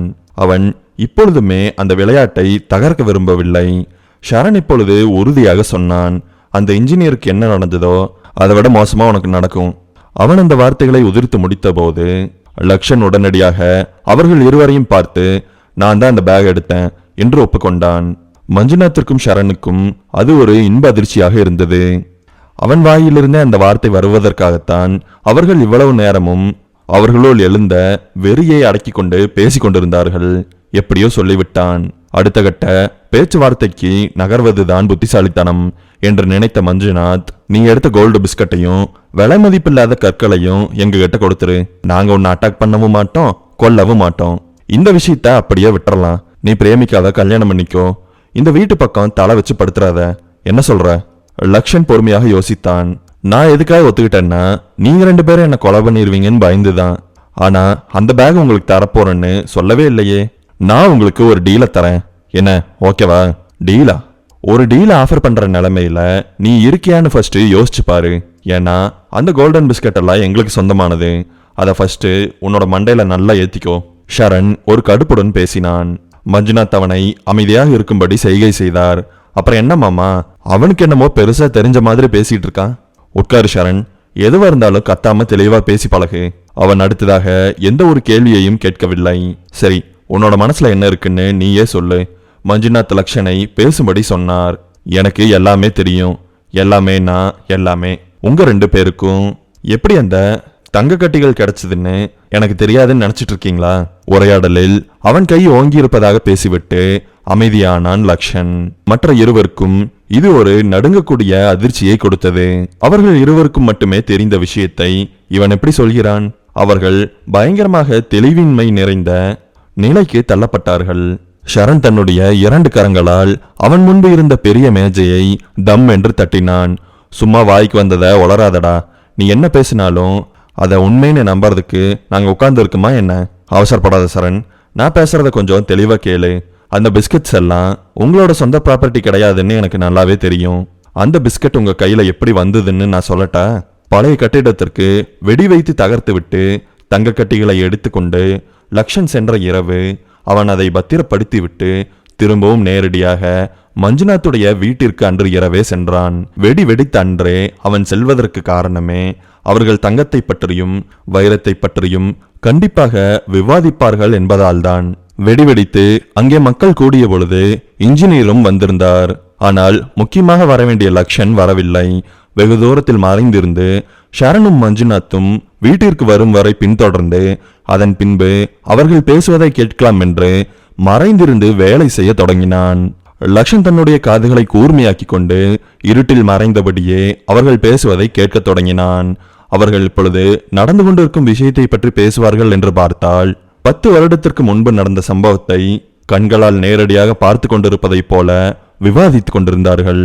அண்ணா, இன்னைக்கு காலையில ஒரு பார்ட்டியா அனுப்பிச்சேன். நீங்க அவனோட டீலை சைன் பண்ண மாட்டேன்னு சொல்லிட்டீங்களாமா? ஆமா, எல்லாமே ஃபேக் பேப்பர்ஸ். அவன் பிசினஸ் வச்சிருக்கானா இல்லையாங்கிறதே டவுட்டு. எதுக்காக இந்த மாதிரி புது பார்ட்டி கூட எல்லாம் நம்ம பிசினஸ் வச்சுக்கணும்டா. வச்சுக்கணும் டாவா? ஆமா, எனக்கு இந்த சொத்துல பங்கு இருக்குல்ல. மஞ்சுநாத் பிரேம்நாத்தின் முன்பு மரியாதை இல்லாமல் கால் மேல் கால் போட்டபடி அமர்ந்தான். பங்கு இருக்குடா, அதுக்குன்னு ஏன் திடீர்னு ஒரு மாதிரி பேசுற? குரல் தழும்ப பேசினார் பிரேம்நாத். நான் அனுப்புற ஆளுகளை எல்லாம் வேண்டாம்னு சொல்லுவேன்.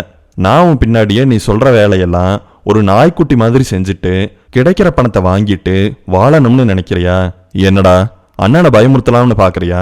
பயமுறுத்துறதெல்லாம் இல்ல, இன்னைக்கு ஒரு முடிவோட தான் வந்திருக்கேன்.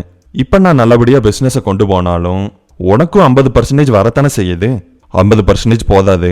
அதனால தான் ஒரு பிளானோட வந்திருக்கேன். ஷரண், நீ தான் அதை தொடங்கி வைக்கணும். சொன்னவுடன் ஒரு கயிற்றை போட்டு பிரேம்நாத்துடைய கழுத்தை பின்புறமாக இருந்து சரியாக வளைத்து பிடித்து முறுக்க தொடங்கினான் ஷரண். நான் பேசுறதெல்லாம் கொஞ்சம் கிளீஷேவா இருக்கலாம். நீ என்னதான் நல்லாவ மாதிரி நடிச்சாலும் என்ன உள்ள தள்ளுற வேலையை பார்த்துட்டு இருக்கேன்னு எனக்கு நல்லாவே தெரியும். உன்னை அப்படியே விட முடியாது. இத்தனை நாளா விட்டேன்னா அது வேற. மூச்சு கூட விட முடியாத நிலையில் நான் அந்த வேலையை விட்டுறேன்டா, நீயும் திருந்திரு. கஷ்டப்பட்டு இந்த வார்த்தைகளை பிரேம்நாத் உதிர்த்தார். ஷரண், உனக்கு இவ்வளவு நேரம் தேவைப்படுதா? இந்தா இப்ப முடிச்சிடுறேன். நீ முடிக்கிறதுக்குள்ள யாராவது வந்துட்டாங்கன்னா என்ன பண்றது? இப்பொழுது மஞ்சுநாத் எழுந்து பிரேம்நாத் பின்புறமாக போனார். கயிற்றை தன் இரு கைகளால் எடுத்துக்கொண்டார். ஒரு முடிச்சை போட்டு வேகமாக இறுக்கிவிட்டார். நடந்து முடிந்த விஷயங்களை பேசி முடித்துவிட்டு நிகழ்காலத்திற்கு வந்தார்கள். அன்னைக்கு அவனோட மேட்டர் முடிஞ்சதுன்னு நினைச்சா இன்னைக்கு வரைக்கும் அவனோட சாபமோ என்னவோ தெரியல. அந்த தங்கம் மட்டும் கிடைக்காமலேயே இருக்கு. எவன் எடுத்துட்டு போனான்னு தெரியல. மஞ்சுநாத்தும் ஷரணும் அன்று இரவு பேசியதை வார்த்தை மாறாமல் அவர்களிடம் சொன்னான் லக்ஷன். அவர்கள் அதிர்ந்து போய் அடுத்து என்ன பேச வேண்டும் என்று தெரியாமல் முழித்து கொண்டிருந்தார்கள். இதுல முக்கியமான ட்விஸ்ட் என்னன்னு தெரியுமா? இந்த பிரேம்நாத் தான் நான் கட்டிக்க போற பிரேமிகாவோட அப்பா. கரெக்டா? இதை கேட்டதும் முகத்தில் திகில் அடைந்ததை போல இருவரும் மௌனமானார்கள். நீங்க 2 பேரும் பிரேம்நாத்தை கொண்டுட்டு அவரோட ப்ராப்பர்ட்டி எல்லாம் எடுத்துக்கிட்டீங்க, சிம்பிளாவும் ஈஸியாவும். அப்புறம் அந்த கோல்டு பிஸ்கட்டை எல்லாம் கையில வச்சிருந்தா என்ன ஆகும்னு நினைச்சீங்களோ என்னவோ, அது உங்களுக்கு தானே தெரியும். நேரடியா கொண்டு போய் பழைய ப்ராப்பர்ட்டியில இருக்கிற ஒரு கான்கிரீட் ஷெல்ஃபுக்குள்ள வச்சிட்டீங்க. இப்ப நான் டீல மேக் பண்ற இடத்துல இருக்கனா இல்லையா? லக்ஷனுடைய கை திரும்பவும் ஓங்கி விட்டது என்பதை காட்டினான். ஷரண் முட்டாள்தனத்துடன் ஒரு கேள்வியை கேட்டான். உனக்கு நாங்க பிரேம்நாத்தை கொன்னுட்டோம்னு தெரிஞ்சதுனால இப்ப என்னடா ஆக போகுது? டேய், நான் தெரிஞ்ச விஷயத்தை மட்டும் வச்சு பேசல. உங்களுக்கு எதிரான ஆதாரம் என்கிட்ட இருக்கு. பிரேம்நாத் சம்பந்தமான ஆதாரம் மட்டும் கிடையாது, நீங்க செஞ்ச வேற சில கொலைகளோட ஆதாரமும் என்கிட்ட இருக்கு. அத பல சோர்ஸுகிட்ட இருந்து வாங்கினேன். இப்பொழுது லக்ஷன் விளையாடி கொண்டிருந்த ஆட்டம் மிகவும் முக்கியமாகவும் ஷரண் மற்றும் மஞ்சுநாத்தால் கட்டுப்படுத்த முடியாததாகவும் இருந்தது. மஞ்சுநாத் கொஞ்சம் சாதுரியமாக பேசலாம் என்று நினைத்தார். உன்னோட டீல் என்னன்னு சொல்லு, உனக்கு என்ன ஷேர் வேணாலும் நாங்க கண்டிப்பா கொடுத்துடுவோம். ஒரு நொடி நிதானமாக யோசித்தான் லக்ஷன். என்னுடைய டீல் இதுதான். நான் எடுத்த தங்க பிஸ்கட்ல இருந்து ஒரு பிஸ்கட்டை கூட நான் உங்களுக்கு தரப்போறதில்ல. இதை அவனிடத்திலிருந்து அவர்கள் எதிர்பார்க்கவில்லை என்பதை போல முகத்தை வைத்திருந்தார்கள். அதுக்குண்டான காரணம் என்னன்னா, நீங்க ஏற்கனவே பிரேம்நாத்தை கொன்னு அவனோட ப்ராப்பர்ட்டியை எடுத்துக்கிட்டீங்க. அதுவும் இல்லாம அவனோட பிஸ்னஸையும் எடுத்துக்கிட்டீங்க. அதனால தான் நான் எடுத்த கோல்டு பிஸ்கட்டை திரும்பி தர சொல்றது ஒன்றும் சரியா படல. அது நியாயமில்லாத விஷயமும் கூட. ஏன் நியாயம் இல்லைன்னு சொல்றேன்னா, நீங்க பிரேம்நாத்தை கொலை பண்ணது தான் எனக்கு தெரியுமே. ஷரணும் மஞ்சுநாத்தும் லக்ஷன் பேசியதிலிருந்து நிறைவடையவில்லை. மஞ்சுநாத் தெளிவாக பேசினார். எங்களுக்கு டிஸ்கஸ் பண்றதுக்கு கொஞ்சம் டைம் தேவை. டைம் தானே, எடுத்துக்கோங்க. எவ்வளவு நேரம் வேணுனாலும் எடுத்துக்கோங்க. பிரேமிகாவும் மகிராவும் வரதுக்குள்ள டிஸ்கஸ் பண்ணிட்டு சொல்லிருங்க. லக்ஷன் ஒப்புதல் கொடுத்ததும் அவர்கள் மேல் மாடியை நோக்கி நடந்தார்கள். இதுவெல்லாம் நடப்பதற்கு 30 நிமிடத்திற்கு முன்பு பிரேமிகாவும் மகிராவும் தங்களுடைய பர்ச்சேஸை தொடர்ந்து கொண்டிருந்தார்கள். அன்று இரவு சமைப்பதற்காக நிறைய பொருட்களை வாங்கினார்கள். மனதில் இருந்த விஷயத்தை எல்லாம் பிரேமிகாவிடம் சொல்லியதில் மகிராவிற்கு பெரும் மகிழ்ச்சி. ஆனால் பிரேமிகா குழப்பத்தில் இருந்தாள். லக்ஷனை ஏற்றுக்கொள்வதா அல்லது அப்படியே விட்டுவிடுவதா? வேண்டாம் என்று ஏற்கனவே முடிவு செய்தாலும் மனம் என்ற குழப்பமான ஒரு ஜந்து அவளை தொல்லை செய்து கொண்டிருந்தது. மகிராவிற்கு புதிய ஆடைகளை வாங்கி கொண்டிருந்தாள் பிரேமிகா. மகிரா தனக்காக தேர்ந்தெடுக்கப்பட்ட புதிய டிஷர்ட் ஒன்றை பிரேமிகாவிடம் காட்டுவதற்காக வந்தாள். பிரேமிகா அதை பார்த்து சோதனை செய்து கொண்டிருக்கும் பொழுது லேசாக அடிவயிற்றை பிடித்தாள் மகிரா. என்ன ஆச்சு? இல்ல அடிவயிறு வலிக்கிற மாதிரி இருக்கு. இப்போ என்ன பண்ணலாம்? பெயின் கொஞ்சம் ஹெவியா இருக்கு. பர்ச்சேஸை முடிச்சுட்டு வீட்டுக்கு போயிடலாமா? ஆமா, அவங்களும் தேடிட்டு இருப்பாங்க. பிரேமிகாவும் மகிரா சொன்னதுதான் சரி என்று நினைத்தாள். அவளுக்கும் இது போல வெளியே சுற்றி கொண்டிருப்பது அயற்சியை கொடுத்தது. அதுவும் லக்ஷனை பற்றி கேள்விப்பட்ட பிற்பாடு. லக்ஷன் இவ்வளவு நேரம் அவர்களிடத்தில் அவனை விட்டுவிட்டு வந்ததை நினைத்து கோபத்தில் இருப்பான் என்பது பிரேமிகாவிற்கு தெரியும். காரை நெருங்குவதற்கு முன்பே மகிழாவிற்கு வலி பயங்கரமானது. பொறுத்து கொள்ள முடியாமல் அடிவயிற்றை பிடித்து கொண்டு ஒரு மாலின் வாசலில் அவள் அப்படியே அமர்ந்து விட்டாள். பிரேமிகா பதைபதைப்புடன் நம்ம ஹாஸ்பிட்டல் போலாமா என்று கேட்டாள். ஆனால் மகிரா அதற்கு ஒத்துக்கொள்ளவில்லை. உனக்கு கார் ஓட்ட தெரியுமில்ல, நீ வீட்டுக்கு டிரைவ் பண்ணு என்று சொன்னாள். கஷ்டப்பட்டு அவளுடைய கையை பற்றி தூக்கி நடக்க வைத்து காரில் கொண்டு போய் அமர வைத்தாள். அவள் வலியின் மிகுதியால் கண்களை மூடி அப்படியே படுத்து விட்டாள். காருக்குள் ஓட்டுநர் இருக்கையில் ஏறி அமர்ந்தாள் பிரேமிகா. பிரேமிகா மகிராவை திரும்பி பார்த்தாள். அவள் வலியில் கண்களை இறுக்கமாக மூடியிருந்தாள். மகிரா, நீ பிரெக்னண்டா இருக்கியா? தயக்கத்துடன் கேட்டாள். ஆமா, நான் பிரெக்னண்டா இருக்கேன். இப்பொழுது மகிராவுடைய வலி கட்டுக்கடங்காத நிலைக்கு போனது. பிரேமிகா உடனடியாக ஒரு முடிவை எடுத்தாள். இவ்வளவு வலியை தாங்கிக் கொண்டு வீட்டிற்கு போய் அதன் பின்பு முடிவெடுப்பதெல்லாம் சரியாக வராது. நேரடியாக மகிராவை மருத்துவமனையில் சேர்த்து விடுவதுதான் சிறப்பானது என்று நினைத்தாள். ஸ்ட்ரக்சரில் அவளை தூக்கி படுக்க வைத்த பொழுதுதான் மருத்துவமனைக்கு வந்திருக்கிறோம் என்பதையே புரிந்து கொண்டாள் மகிரா. நான் வெளியிருக்கேன், நீ பயப்படாத, உனக்கு ஒன்றும் ஆகாது என்று தைரியத்தை சொல்லிவிட்டு காத்திருக்க தொடங்கினாள் பிரேமிகா. சில நிமிடங்கள் தாங்கிக் கொள்ள முடியாத ஒரு வருத்தத்தில் நகர்ந்தது. மருத்துவர்கள் அறையின் கதவை திறந்து கொண்டு வெளியே வந்தார்கள். அவங்களுக்கு சிவியரான பெயின் இருக்கு. நீங்க யாரு? அவங்களோட ஃப்ரெண்டா? இல்ல, ரிலேஷன். க்ளோஸ் ரிலேஷனா? இல்ல. க்ளோஸ் ரிலேஷன் யாராவது இருந்தா வர சொல்லுங்க. பிரேமிகா அமைதியாக இருந்தாள். ஹஸ்பண்டை வர சொல்லுங்க. சரி என்று தலையசைத்தாள். கைபேசியை எடுத்து வேகமாக லக்ஷனுக்கு தொலைபேசியில் அழைத்தாள். அவள் பல முறை முயன்றும் அவன் அழைப்பை ஏற்கவில்லை. என்ன இவன் போன் எடுக்க மாட்டேங்கிறான்? டென்ஷன் படுத்துவான். அடுத்ததாக மஞ்சுநாத்திற்கு தொலைபேசியில் அழைத்தாள். இதுவரை அவள் 10 அல்லது 12 முறைதான் அழைத்திருப்பாள், இப்போது அழைத்ததையும் சேர்த்து. ஆனால் மஞ்சுநாத்தும் தொலைபேசி அழைப்பை ஏற்கவில்லை. மகிராவுடைய கைபேசியை எடுத்து பார்த்தாள். மகிராவுடைய கைரேகை இருந்தால்தான் திறக்கும் என்பதை புரிந்து கொண்டாள். மகிராவோட போன் லாக்கா இருக்கு. அங்க இருக்கிறவங்களுக்கு போன் பண்ணாலும் யாருமே எடுக்க மாட்டேங்கிறாங்க. ஷரணோட நம்பர் என்கிட்ட இல்லவே இல்லை. இப்ப என்ன பண்றது? இவளுக்கு வேற கண்டிஷன் கிரிட்டிக்கலா இருக்கு. தன்னை சுற்றி இருக்கும் விஷயங்களை ஒவ்வொன்றாக அடுக்கி யோசித்தாள் அவள். மருத்துவர்கள் திரும்பவும் வந்தார்கள். என்ன, யாருக்காவது கூப்பிட்டு பேசுனீங்களா? பிரேமிகா பதில் சொல்வதற்குள், சீக்கிரமா யாரையாவது வர சொல்லுங்க, அவங்க கண்டிஷன் கிரிட்டிக்கலா இருக்கு, நாங்க ஸ்கேன் ரிப்போர்ட்டுக்காக வெயிட் பண்றோம். பிரேமிகா காரில் ஏறி அமர்ந்தாள். வியர்வை ஆறாக வழிந்து ஓடியது. முழு வேகத்தில் காரை செலுத்தி மஞ்சுநாத்துடைய வீட்டை அடைந்தாள். காரை வீட்டின் வெளிப்புறத்தில் சத்தமில்லாமல் நிறுத்திவிட்டு மெதுவாக நடந்தாள். ஏனோ வேகமாக நடக்க அவளுக்கு பயமாக இருந்தது. வீட்டை நெருங்க நெருங்க இதய துடிப்பு அதிகமானது. அவளுடைய கரும்பச்சை உடை கூட பயந்து பயந்து காற்றில் அசைந்தது. லக்ஷன் இங்கே இருக்கிறானா இல்லையா என்று அவளால் சரியாக தெரிந்து கொள்ள முடியவில்லை. அவர்கள் கேபில் வந்திருந்ததால் வெளியே இருக்கும் வண்டியை வைத்தும் கண்டுபிடிப்பதற்கு வாய்ப்பில்லை. அவள் வீட்டிற்குள் காலடியை எடுத்து வைத்த பொழுது மஞ்சுநாத் உரத்த குரலில் தங்க கட்டிகளை லக்ஷன் திருடியதை பற்றி பேசிக் கொண்டிருந்தார். லக்ஷன் சித்தப்பாவோட தங்கத்தை திருடிட்டானா? அதிர்ச்சியானால் பிரேமிகா. அவர்களின் பேச்சு இப்பொழுது வேறு பக்கம் திரும்பியது. லக்ஷன் எப்படி அந்த தங்க கட்டிகள் மஞ்சுநாத்திடமும் ஷரனிடமும் வந்து சேர்ந்தது?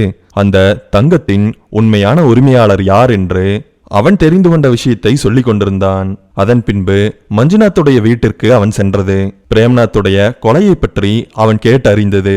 அனைத்துமே சொன்னான். பிரேம்நாத்தை கொலை செய்தது தன்னுடைய சித்தப்பாவும் அவருடைய மருமகனும் தான் என்று தெரிந்ததும் பயங்கரமாக அதிர்ச்சியானாள் பிரேமிகா. பல்லை கடித்துக்கொண்டு பாவங்களா என்று சொன்னாள். அப்பொழுதே அவர்களுடைய உரையாடலை உடைத்து கொண்டு உள்ளே சென்று விட வேண்டும் என்று நினைத்தாள். எதற்காக தன்னுடைய அப்பாவை நீங்கள் கருணையே இல்லாமல் கொன்றீர்கள் என்று கேட்கும் வெறி அவளுள் எழுந்தது. ஆனால் அவர்கள் பேச்சை தொடர்ந்து கொண்டிருந்தார்கள். பிரேமிகாவிடம் அவளுடைய அப்பா சாதாரணமாகத்தான் இறந்து போனார் என்று சொல்லப்பட்டிருந்தது. அதை நினைத்த பொழுது மேலும் அவளுள் ஒரு கோபம் எழுந்தது. அதற்கு பின்பு அவர்கள் லக்ஷனை மடக்கி மடக்கி கேள்வி கேட்டார்கள். அவனும் தந்திரமாக அவர்களை தன் பதில்களால், பேச்சு திறமையால், அவன் செய்த செயல்களால் மொத்தமாக மடக்கிவிட்டான். விவாதிப்பதற்கு நேரம் வேண்டும் என்று சொல்லிக்கொண்டு அவர்கள் இப்பொழுது மாடியை நோக்கி நகர்ந்தார்கள். பிரேமிகா இப்பொழுது லக்ஷனிடம் கேள்வி கேட்க வேண்டும் என்று ஆசைப்பட்டாள். ஆனால் இப்பொழுது அப்படி செய்தால் அது பல பின் விளைவுகளை அவளுக்கு கண்டிப்பாக கொண்டு வந்து விடும். அவர்கள் மேலே போய் விவாதித்துவிட்டு திரும்பி வந்து என்ன சொல்கிறார்கள் என்று பார்க்கும் வரை மறைந்திருப்பதே சிறந்தது என்று நினைத்தவள் ஒரு கர்ட்டனின் பின்பு போய் மறைந்து நின்று கொண்டாள். இப்பொழுதும் அவளுடைய சொந்த சித்தப்பாதான் அவளுடைய அப்பாவை கொன்றார் என்றால் அவளால் நம்ப முடியவில்லை. அதுவும் ஷரனின் உதவியால் என்று நினைத்த பொழுதே விக்கி விக்கி அவள் அழுதாள். மேல் மாடியில் மஞ்சுநாத்தும் ஷரனும் தங்களுடைய உரையாடலை தொடங்கியிருந்தார்கள். எல்லாமே கையை மீறி போயிருச்சுங்கிறது உனக்கு தெரியுதா தெரியலையா? ஆம் என்று தலையசைத்தான். இப்ப நம்மால செய்ய முடிஞ்சது ஒன்னே ஒண்ணுதான். லக்ஷனை பயமுறுத்தி அவங்ககிட்ட இருக்கிற கோல்டு பிஸ்கட்ஸை நம்ம பக்குவமாக வாங்கிடணும். அதோட வேல்யூ என்னன்னு அவனுக்கு தெரியுதோ இல்லையோ, உனக்கும் எனக்கும் தெரியுமில்ல. திரும்பவும் ஆம் என்று தலையசைத்தான். அவங்ககிட்ட இருக்கிற தங்க பிஸ்கட்டும் விலை மதிப்பில்லாத கற்களும் வைரங்களும் சேர்த்தா இந்த மொத்த ப்ராப்பர்ட்டியோட 35% வரும். அதை அப்படியே ஒருத்தருக்கு தூக்கி கொடுத்துட முடியுமா? அதுவும் லக்ஷன் மாதிரி ஒரு ஆளுக்கு? அவன் சாதாரணமாக பேசி இருந்தா பரவாயில்ல, அவன் நம்மளை பிளாக்மெயில் பண்ணுறான், அது உனக்கு தெரியுதா? ஆமாம், இப்போ என்ன பண்ணலாங்கிறீங்க? ஷரணிடம் மஞ்சுநாத் துப்பாக்கியை கையில் கொடுத்தார். அதன் பின்பு அவருடைய திட்டத்தையும் சொன்னார். அவனை பயமுறுத்தி அவங்கிட்ட இருக்கிற கோல்ட நாம இன்னைக்கு வாங்குறோம். உறுதியுடன் இருவரும் தரைத்தளத்தை நோக்கி நடக்க தொடங்கினார்கள். படிகளில் இறங்கிய பொழுது ஷரண் பக்குவமாக துப்பாக்கியை எடுத்து தன்னுடைய இடையில் மறைத்து கொண்டான். எதுவும் நடக்காததைப் போல அவரவர் இருக்கையில் வந்து அமர்ந்து கொண்டார்கள். லக்ஷன் அவர்களை மர்மத்துடன் பார்த்தான். ஷரண் லக்ஷனுக்கு எதிராக அமர்ந்திருந்தான். மஞ்சுநாத் லக்ஷனுக்கு வலதுபுறமாக அமர்ந்திருந்தார். லக்ஷனுக்கும் மஞ்சுநாத்திற்கும் நன்றாகவே இடைவெளி இருந்தது. என்ன முடிவு பண்ணீங்க? உன்னை கொல்லலாம்னு முடிவு பண்ணியிருக்கோம். நானெல்லாம் என்னை சும்மா பார்த்தா கூட அடிப்பேன், தொட்டா சும்மா விடுவனா? கொன்றுவேன். மஞ்சுநாத் கர்ஜித்தார். லக்ஷன் அவர்கள் இருவரையும் கூர்மையாக பார்த்தான். மஞ்சுநாத் பேசி முடித்ததும் ஷரண் தன்னுடைய துப்பாக்கியை எடுத்து லக்ஷனை குறிபார்த்தான். லக்ஷன் ஒரு நொடி கூட தாமதிக்காமல் யோசிக்காமல் தன்னிடம் இருந்த துப்பாக்கியை எடுத்து மஞ்சுநாத்தை நோக்கி நீட்டினான். அவனிடம் துப்பாக்கி இருக்கும் என்று அவர்கள் இருவரும் எதிர்பார்க்கவில்லை. லக்ஷன் தன் துப்பாக்கியால் மஞ்சுநாத்தை குறிபார்த்தபடியே, ஷரண், நீ என்ன சுட்டுட்டேனா சாகிறதுக்கு முன்னாடி கண்டிப்பா ட்ரிகர் அழுத்தி மஞ்சுநாத்தை கொலை பண்ணிட்டு தான் போவேன். மிகவும் அனல் பறக்கும் ஒரு சூழ்நிலை அங்கே நிலவத் தொடங்கியது. உயிரை உருகிவிடும் பயத்துடன் பிரேமிக்க அனைத்தையும் பார்த்து கொண்டிருந்தாள். இந்த மாதிரி ஒரு கன் பாயிண்ட் சுச்சுவேஷன்ல என்னால என்ன பண்ண முடியும்? மிகவும் மெதுவாக, காற்றுக்கும் கூட கேட்காத குரலில் பேசினாள். யாருக்கு எதுவானாலும் சரி. ஷரண் இவ்வளவு மோசமான சூழ்நிலையிலும் தைரியமாக பேசி கொண்டிருந்தான். நீ சொல்றத பார்த்தெல்லாம் பயப்படுறாள் நாங்க கிடையாது. எங்க கிட்ட தங்கத்தை கொடுத்துட்டு திரும்பி பார்க்காம போயிரு, வரவே கூடாது. நீ பிரேமிக்காவ உன் கூடையே கூட்டிட்டு போயிரு, இல்ல அவளை கூட்டிட்டு போய் நீயே கொலை பண்ணிரு. எதுக்காக நான் பண்ணணும்? அவ உயிரோடு இருக்கிறத பத்தி தான் உனக்கு கவலை இல்லையே. பிரேமிக்காவை கொலை பண்ற ஆளுக்கு நான் மெசேஜ் பண்ணிட்டேன் அவளை கொல்ல வேண்டாம்னு. ஏன்னா அவளை கொல்றதால எந்த விதமான பெனிஃபிட்டும் எங்களுக்கு வரப்போறதில்ல. பிரேமிக்காவள் தன் காதுகளை நம்ப முடியவில்லை. அவள் இறந்து போவது லக்ஷனுக்கு ஒன்றும் பெரிய விஷயம் இல்லையா? அவள் இறந்து போகட்டும் என்று விட்டுவிட்டானா? அந்த நொடியில் லக்ஷனை அவள் திருமணம் செய்து கொள்ளக்கூடாது என்று முடிவு செய்து கொண்டாள். லக்ஷன் லேசாக இங்கும் அங்கும் அசைந்து கொண்டே இருந்தான். ஷரண் தன் துப்பாக்கியின் சேஃப்டி கிளச்சை விடுவித்தான். லக்ஷன் அந்த சத்தத்தை கேட்டதும் யோசிக்காமல் ட்ரிகரை அழுத்தி விட்டான். மஞ்சுநாத்தை சுட்டான். ஷரண் திரும்பி மஞ்சுநாத்தை பார்த்து பயங்கரமாக அழுதான். ஆவென்று கத்தினான். எழுந்து மஞ்சுநாத்தை நோக்கி ஓடினான். லக்ஷன் இதை தனக்கு சாதகமாக பயன்படுத்தி கொண்டு அங்கிருந்து ஓடத் தொடங்கினான். அவன் அமர்ந்திருந்த இடத்திலிருந்து எழுந்து சரியாக பிரேமிக்கா மறைந்திருந்த கட்டனுக்கு பக்கத்தில் இருந்த வீட்டின் முக்கிய கதவை நோக்கித்தான் அவன் ஓடி வந்து கொண்டிருந்தான். ஷரண் தன்னுடைய மாமனாரை சோதனையிட்டான். நடந்த கலவரத்தில் அவனுடைய மூளை சரியாக வேலை செய்யவில்லை.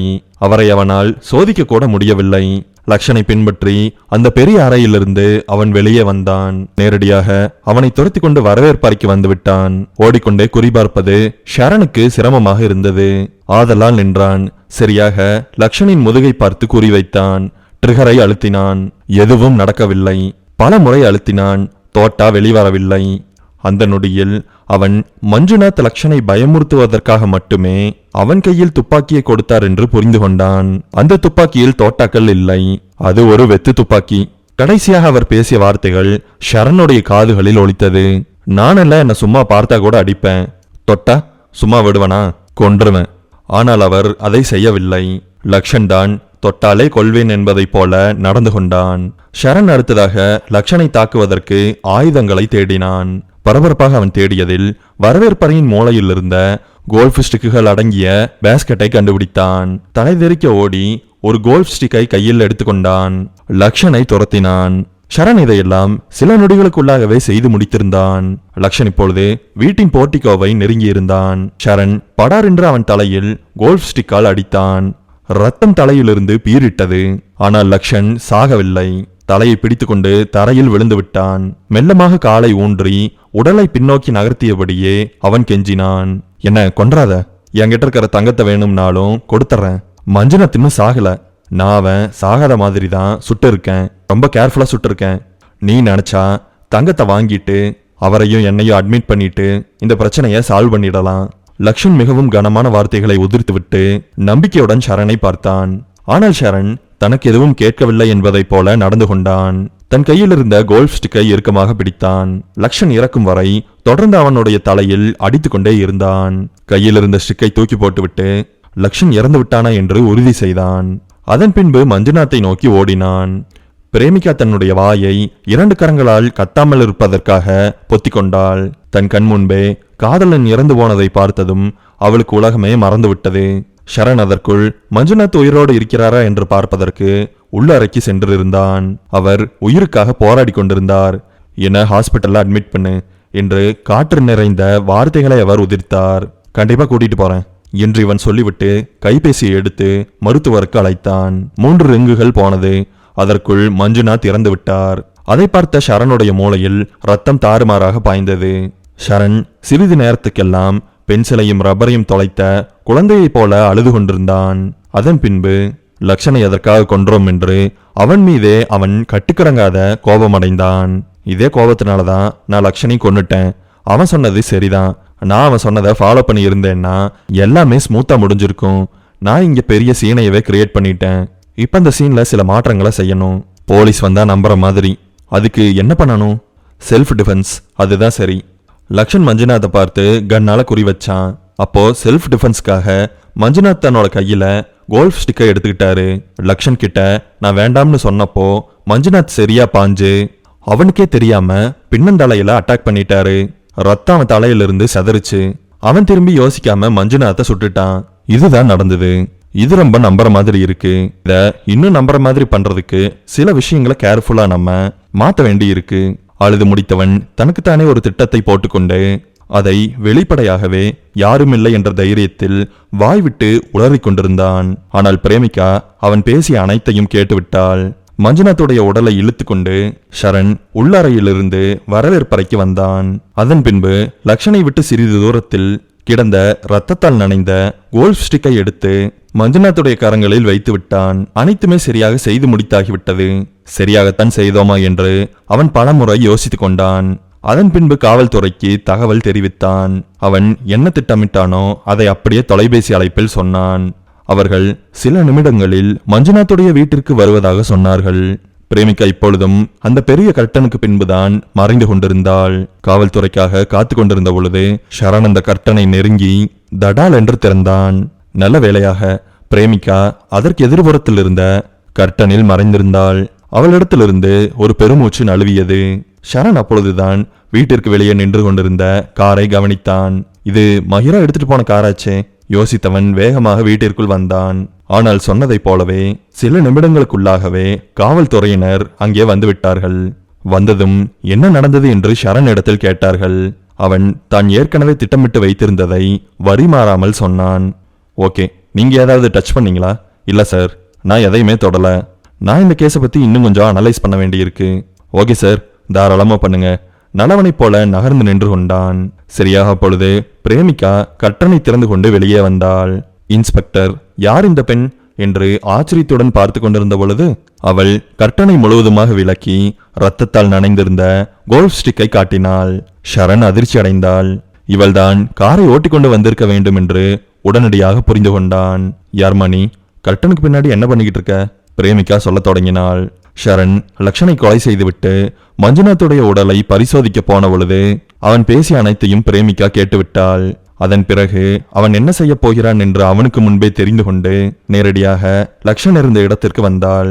அவள் இப்பொழுது செயலாற்றவில்லை என்றால் கண்டிப்பாக உண்மை வெளியே வராது என்று புரிந்து கொண்டாள். மிகவும் வேகமாக செயல்பட்டாள். ரத்தத்தால் நனைந்து போயிருந்த கோல்ஃப் ஸ்டிக்கை பத்திரமாக எடுத்து கைரேகை படியாமல் கர்ட்டனுக்கு பின்புறமாக மறைத்து விட்டாள். புதியதாக ஒரு கோல்டு ஸ்டிக்கை திரும்பவும் விரல்களின் ரேகை பதியாமல் எடுத்து கொஞ்சம் ரத்தத்தால் நனைத்து பழைய ஸ்டிக் எங்கிருந்ததோ அங்கேயே வைத்து விட்டாள். எதுக்காக இதையெல்லாம் பண்ணீங்க? பிரேமிகா தான் கேட்ட பார்த்த அனைத்து விஷயங்களையும் வாக்குமூலமாக கொடுத்தாள். அதன் பின்பு எதற்காக கோல்டு ஸ்டிக்கை எடுத்து மறைத்து வைத்தேன் என்றும் சொன்னாள். சார், நான் ஒரிஜினல் எவிடன்ஸை பாதுகாக்கணுங்கிறதுக்காக மட்டும்தான் புதுசா ஒரு கோல்ஃப் ஸ்டிக்கை கையில எடுத்து அதுல ரத்தத்தை தடவி வச்சேன். நான் இப்ப உங்ககிட்ட கொடுத்த ஸ்டிக்கில் நான் உங்ககிட்ட கொடுத்த ஸ்டிக்ல சரணோட கைரேகைகள் இருக்குல்ல, ஆனா நீங்க கண்டுபிடிச்ச ஸ்டிக்ல பாத்தீங்கன்னா 2 பேரோட கைரேகையுமே இருக்கும். மஞ்சுநாத் அப்புறம் சரணோடது. இன்ஸ்பெக்டருக்கு பிரேமிகா செய்த புத்திசாலித்தனமான செயல் புரிந்து போனது. நீங்க இப்ப கடைசியா சொன்ன விஷயத்த மட்டும் வாக்குமூலத்துல ஆட் பண்ண முடியாது. நாங்களா கண்டுபிடிச்சோம்னு சொல்லிக்கிறோம். எங்களுக்கு பேர் வரணுங்கிறதுக்காக இல்ல, யாரும் ஆதாரத்தை டேம்பர் பண்ணலைன்னு நாங்க ப்ரூஃப் பண்ணணும். நீங்க மாத்தி வச்சீங்கிற லைனை ஆட் பண்ணணும்னா அது லேசான பிரச்சனைகளை கொண்டு வந்து விடும். புரியுது சார். அதன் பிறகு சில மாதங்கள் உருண்டது. ஷரனுக்கு அவன் செய்த குற்றத்திற்காக ஆயுள் தண்டனை கிடைத்தது. சில மாதங்கள் கழித்து மொத்த சொத்திலிருந்து 50% பிரேமிகாவின் பெயருக்கு வந்தது. மொத்த சொத்தும் 2ஆக பிரிக்கப்பட்டிருந்தது. 50% பிரேம்நாத்திற்கும் 50% மஞ்சுநாத்திற்கும் என்று இருந்ததால் ஷரனுடைய குழந்தையை மகிரா வயிற்றில் சுமந்து கொண்டிருந்ததால் மஞ்சுநாத்துடைய 50% பங்கு அவளுக்கு போனது. இப்பொழுது மகிரா தன்னுடைய குழந்தையை பெற்றெடுப்பதற்காக காத்து கொண்டிருக்கிறாள். எல்லாம் பிரேமிகாவால் தான் நடந்தது என்று மகிராவிற்கு தெரியும். அவள் மனதார நன்றி சொன்னாள். இனி அவள் ஷரனை பார்த்தும் மஞ்சுநாத்தை பார்த்தும் பயப்பட வேண்டியதில்லை. பிரேமிகா தான் சண்டை போட்டு அவளுக்கு கிடைக்க வேண்டிய சொத்தையும் மகிராவிற்கு கிடைக்க வேண்டிய சொத்தையும் வாங்கி கொடுத்திருக்கிறாள். பிரேமிகா மகிராவுடைய நன்றியை ஏற்றுக்கொண்டாள். இன்னும் சில மாதங்கள் உருண்டது. பிரேமிகா கையில் இப்பொழுது ஒரு பெரிய சுத்தியல் இருந்தது. அவளுக்கு எதிராக இருந்த காங்கிரீட் சுவரில் அவள் சுத்திகளை ஓங்கி ஓங்கி அடித்தாள். அவளால் மட்டுமே இந்த வேலையை செய்ய முடியும். இதற்காக ஆட்களை வைத்துக் கொள்ள முடியாது.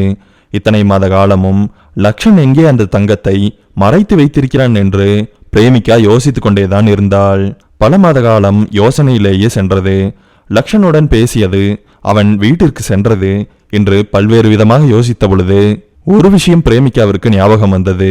ஒரு நாள் அவள் லக்ஷனுடைய வீட்டில் சாப்பிட்டு கொண்டிருந்த பொழுது கனமான பெயிண்டின் வாடை அடித்தது. அதை பற்றி கேட்ட பொழுது அவன் ஒன்றும் இல்லை என்று சொல்லிவிட்டான். புதிதாக பெயிண்டை அடித்திருக்கிறான் என்றால் வீட்டிற்குள் ஏதாவது ஒரு புதிய செவர் இருக்கிறதா என்று பார்க்க நினைத்தாள். அதற்கு முன்பே பலமுறை அந்த வீட்டை அவள் ஆராய்ந்திருந்தாலும் இந்த முறை புதிய சுவர் இருக்கிறதா என்று பார்த்த பொழுது ஒரு சுவர் அவள் கண்ணுக்கு பட்டது. பழைய சுவருக்கு மேலே சரியாக வெளியே தெரியாதபடி மிகவும் அருமையாக கட்டமைக்கப்பட்டிருந்தது ஒரு காங்கிரீட் சுவர். அவள் வேகமாக ஓங்கி ஓங்கி அடித்ததில் சுவர் மொத்தமாக இடிந்து விழுந்தது. லக்ஷன் மறைத்து வைத்திருந்த தங்கத்தை அவள் கண்டுபிடித்து விட்டாள். அவளுக்கு சரியாக தெரியவில்லை லக்ஷன் எவ்வளவு செலவு செய்திருப்பான் என்று. ஆனால் அவள் கண்டுபிடித்த தங்கம் அவளை பொறுத்தவரையில் ஒரு லாட்டரி தான். அந்த தங்கத்தை பார்க்கும் பொழுது அவள் மனதில் சில எண்ணங்கள் ஓடியது. மஞ்சுநாத், ஷரண், லக்ஷன் ஆகிய மூவரின் பேராசையின் விளைவாகத்தான் இப்பொழுது 2 பெண்களின் வாழ்க்கை விடுதலை அடைந்திருக்கிறது. நயவஞ்சகத்தனமும் நப்பாசையும் அவர்கள் வாழ்க்கையில் அதற்குண்டான தீய பயன்களையும் மகிரா மற்றும் பிரேமிகாவின் வாழ்க்கையில் நல்லவற்றையே கொண்டு வந்து சேர்த்தது. இப்பொழுது பிரேமிகாவின் முன்பு தங்கம் மிகவும் பிரகாசமாக ஜொலித்தது.